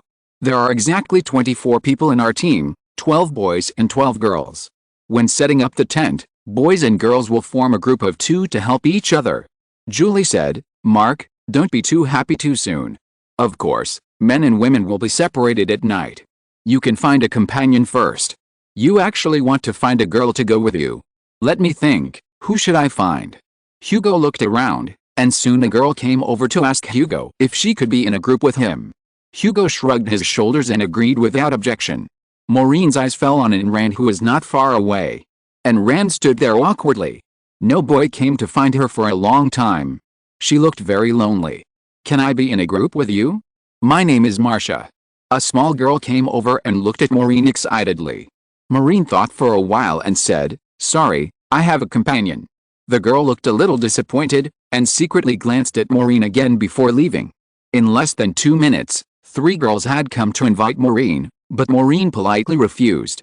Unran was still standing there alone. No boy came to her. It seemed that because of what Horace said to everyone, all the boys were very repulsive to Unran. Maureen walked towards Unran and said, "Can I be in a group with you?" He thought about it and added, "No one invited me either." Maureen felt that by saying this, Ran would not be too sad. Ran looked up at Maureen. Her eyes seemed to fluctuate a little. She whispered, "Aren't you afraid of me?" "Why should I be afraid of you?" Maureen asked curiously. "Because..." Ran looked at the others uncomfortably and said, "They say I'm a freak." "Oh, freak? That's nothing." Maureen remembered that when he was not in school yet, he was also called a freak when he played with those Muggle kids. He said disapprovingly, "Look at my eyes, do they look like a freak?" I think your eyes are very special. And Ran looked at Maureen's different eye color and said, as special as you are. Why are they special?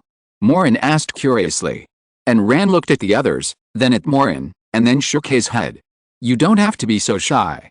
Maureen touched his head. Teacher Julie said that summer camp is for training hands-on skills. We should learn a lot. To be honest, if he was asked to build a tent, he could do it by waving a wand and reciting a spell, but when it came to building it himself, he didn't even know where to install the tent bracket. Everyone was divided into groups, and Marjorie began to explain the key points of setting up a tent to everyone, and even personally demonstrated the tent in front of everyone. The tent they chose was easy to assemble and not difficult for teenagers. But Maureen and Hugo were confused when they heard it, because Marjorie could tell them how to screw, how to fix the ground nails, how to tie the main rope, how to use the hammer. But Maureen and Hugo didn't even understand what screws and nails were. Do you have any idea, Maureen? Hugo swallowed his saliva. He just figured out what a hammer was. Is there a clue? Maureen was wondering whether the ground nail was the pointed one or the one with threads that could be rotated. Maureen brought a tent bag from Maggie, and he and Ram found a relatively remote location near the cliff. There was a guardrail outside the cliff, and there was also a lush banyan tree. Maureen opened the instruction manual, looked at the steps in the manual, and learned to group the parts of the tent. Well, this is a ground nail. The manual says this is a screw nut. And Ran reminded in a low voice. Maureen blushed slightly, and he asked, Oh, yes, I was wrong, screw nut. Do you know how to put it together? I don't know either. And Ran said with a red face. Maureen felt that he was a boy, and it would be embarrassing in front of girls, so he said, Can you help me find a hammer in my school bag? I'm used to using my own hammer. Do you also bring a hammer when you go out? And Ran asked curiously. Yes, that's right. I always carry it with me. You know, you carry a hammer with you when you go out. Maureen said calmly, This should be normal, right? I don't know. The latest novels are first published on the 69th book bar. And Ran smiled, and Maureen found that she looked very beautiful when she smiled, like a quiet lotus blooming, peaceful and light. He liked this smile. And Ran turned around and rummaged through Maureen's school bag.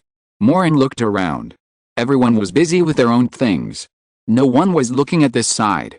He secretly took out a magic wand from his pocket, quickly clicked on the pile of tent parts that made him dizzy, and said, Quickly take shape. The originally messy tent began to swell up by itself, all the brackets automatically spliced together, passed through the fixing belt of the tent canvas, the ropes were tied by themselves, and the ground nails were buried deep in the ground. I can't find a hammer, but I found a lot of books. Why did you bring so many books? Aren't they heavy? Ran was still searching in Molin's school bag. She turned her head inadvertently and suddenly showed a surprised expression. Is it set up? And Ran looked at the tent in surprise. Yes, it's set up. There was a screw nut on the bottom of Molin's foot that was desperately trying to break free. Before he could put it back in place, he accidentally stepped on it and hurriedly said, Can you help me pull up the school bag first? Ran turned around to close Molin's school bag. Molin raised his foot, and the screw nut flew out with a whoosh, flew to the tent by itself, and tightened the tent bracket. But how could you? Ran pulled up Maureen's school bag and turned around again and said, This is too fast. Oh, I've built it before. My grandfather taught me. Maureen patted the tent. He had indeed gone camping with Alton before, but they didn't have to build the tent themselves. The wizard's tent was formed by kicking it. It was convenient and fast, and the space inside was much larger. It had 2 bedrooms and a living room, and it had its own bathroom. It was a must-have for home travel. That was also very fast. Look at them. Ran pointed to the other people in the distance. Except for Maureen, no one had successfully built a tent. Many people were still grouping the parts, and the ropes and canvas were scattered in a pile. Some people even read the instructions loudly, but messed up the parts. Maureen realized that he had done a little too much, and said again, Don't worry about them. Anyway, it's all built. It's okay to live in it, right? Ran nodded, but at this moment, a discordant voice sounded. This tent belongs to me. Horace walked over arrogantly and said arrogantly. Chapter 200 Lu Wei. Yours. Maureen frowned. He didn't understand how there could be such a domineering person. Of course it belongs to me, you country bumpkin, you dress so rustically, don't your ears work well? Horace looked at Maureen with disdain, and then set his eyes on and ran. You are still staying with the monster that everyone hates the most. Do you know what kind of freak she is? Maureen's clothes were insisted by Alton. Although they were a bit rustic, he didn't care. After all, for wizards, they always wore whatever clothes were comfortable. I think she's pretty good, Maureen said casually. She's a monster, you country bumpkin, Horace said contemptuously. Rand's face turned pale, lowered her head, and clenched her teeth. What does that have to do with you? You are so uneducated, and a big boy can still bully a little girl. Maureen couldn't stand this kind of people the most, who could actually bully a girl aggressively. So you want to stand up for her, country bumpkin? Horace squinted his eyes were like a jackal, with a fierce light. She and I are partners, and I built this tent. I advise you to go back to your own tent. Maureen hated this guy very much. He wanted to cast a binding spell on this guy, but this was not Hogwarts. He could not blatantly perform magic in front of Muggles. How dare you talk to me like that? Do you know who I am? Horace said viciously with his hands on his chest. He was very strong and half a head taller than Maureen. Who is it? Maureen looked at Horace with interest. Horace straightened his chest and said arrogantly, listen carefully, my father is the famous Fluffy Horace. What? Fluffy? Maureen said in surprise. Seeing Maureen's expression, Horace thought that Maureen was frightened, and immediately said proudly, Humph, you are scared now. As long as my dad makes a phone call, your family.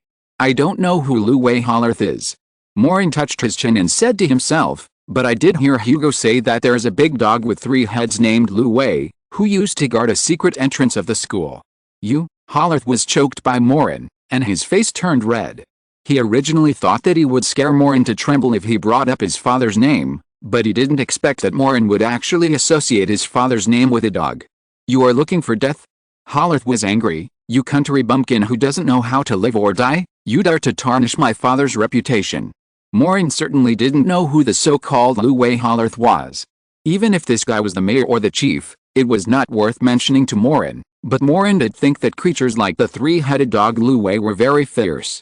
Maureen said seriously, you're right, the 3-headed dog Lou is quite powerful. This kind of animal is naturally thick-skinned, suitable for being a gatekeeper. It's difficult to use magic. Well, it's very difficult to deal with. Horace's face was already swollen. Maureen didn't know whether it was intentional or unintentional. He always used Lou as a dog's name in front of him. It sounded like a veiled criticism to him, which made Horace very angry. You don't even know who my father is, you short-sighted country bumpkin. Horace narrowed his eyes and clenched his fists. I will teach you how to be a man today. Horace was used to dominating his school. He was taller than his peers. Many classmates were afraid of him. No one dared to say no to him. When Maureen spoke to him in such a careless manner, he had already annoyed him. However, he would not have thought about what kind of person he had offended. Horace strode towards Maureen, intending to teach Maureen a lesson with his fists, but before he reached Maureen, his foot suddenly twisted, his body lost stability, and he fell to the ground with a puff, and his face fell squarely on a pile of black and smelly mud. Ah! Horace howled in pain. Are you so careless? Remember to look at the road when you walk. Even if your father is Lou, you should know this. Maureen looked at Horace calmly. Horace raised his head from the mud. His face was covered with mud, and even his sleek and shiny hair fixed with hairspray hung down, looking miserable. Pa. What is this? Horace climbed up and kept spitting, and then wiped his face, and asked in shock and anger. Stinky mud, I just saw a puppy relieved here. Maureen kindly reminded, you'd better brush your teeth. What? Horace really smelled a foul smell, his face changed, and he almost vomited. He hurriedly wiped the mud off his face with his hands, but his hands were also stained with a lot of disgusting things. He screamed and ran away, ready to find a place with water to wash it. Wait for me. Horace shouted to Maureen while running. Oh, I'll wait, you know where I am. Maureen put his hands behind his back, holding the magic wand in his hand, and didn't feel guilty at all. Next time you come to see me, be sure to watch the road carefully. Maureen was very satisfied with his masterpiece.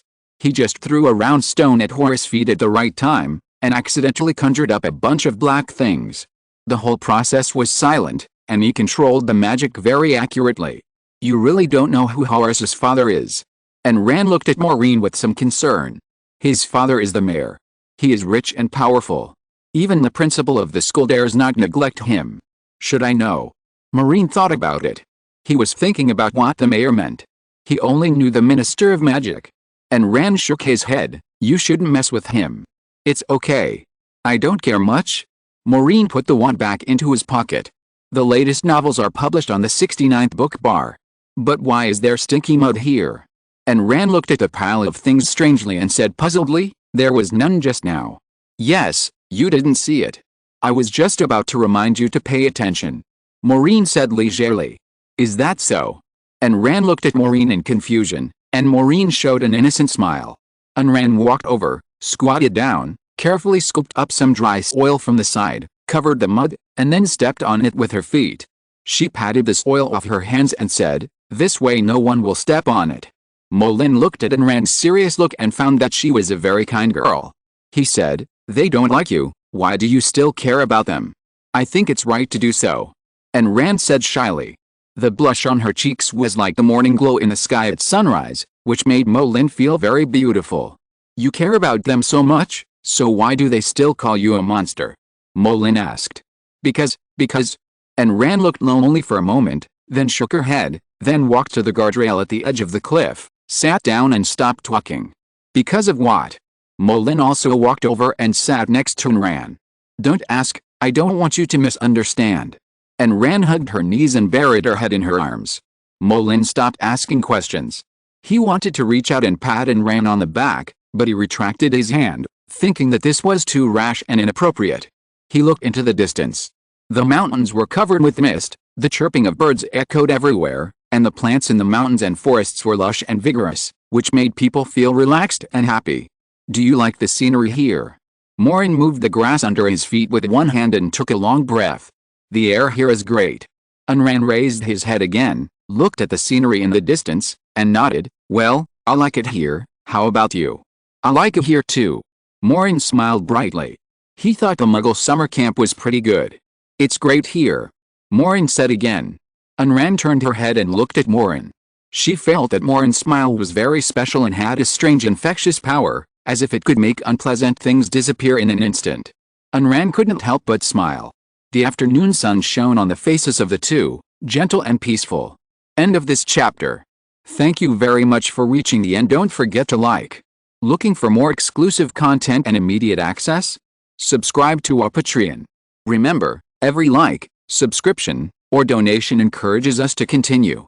Thanks to everyone. See you in the next video.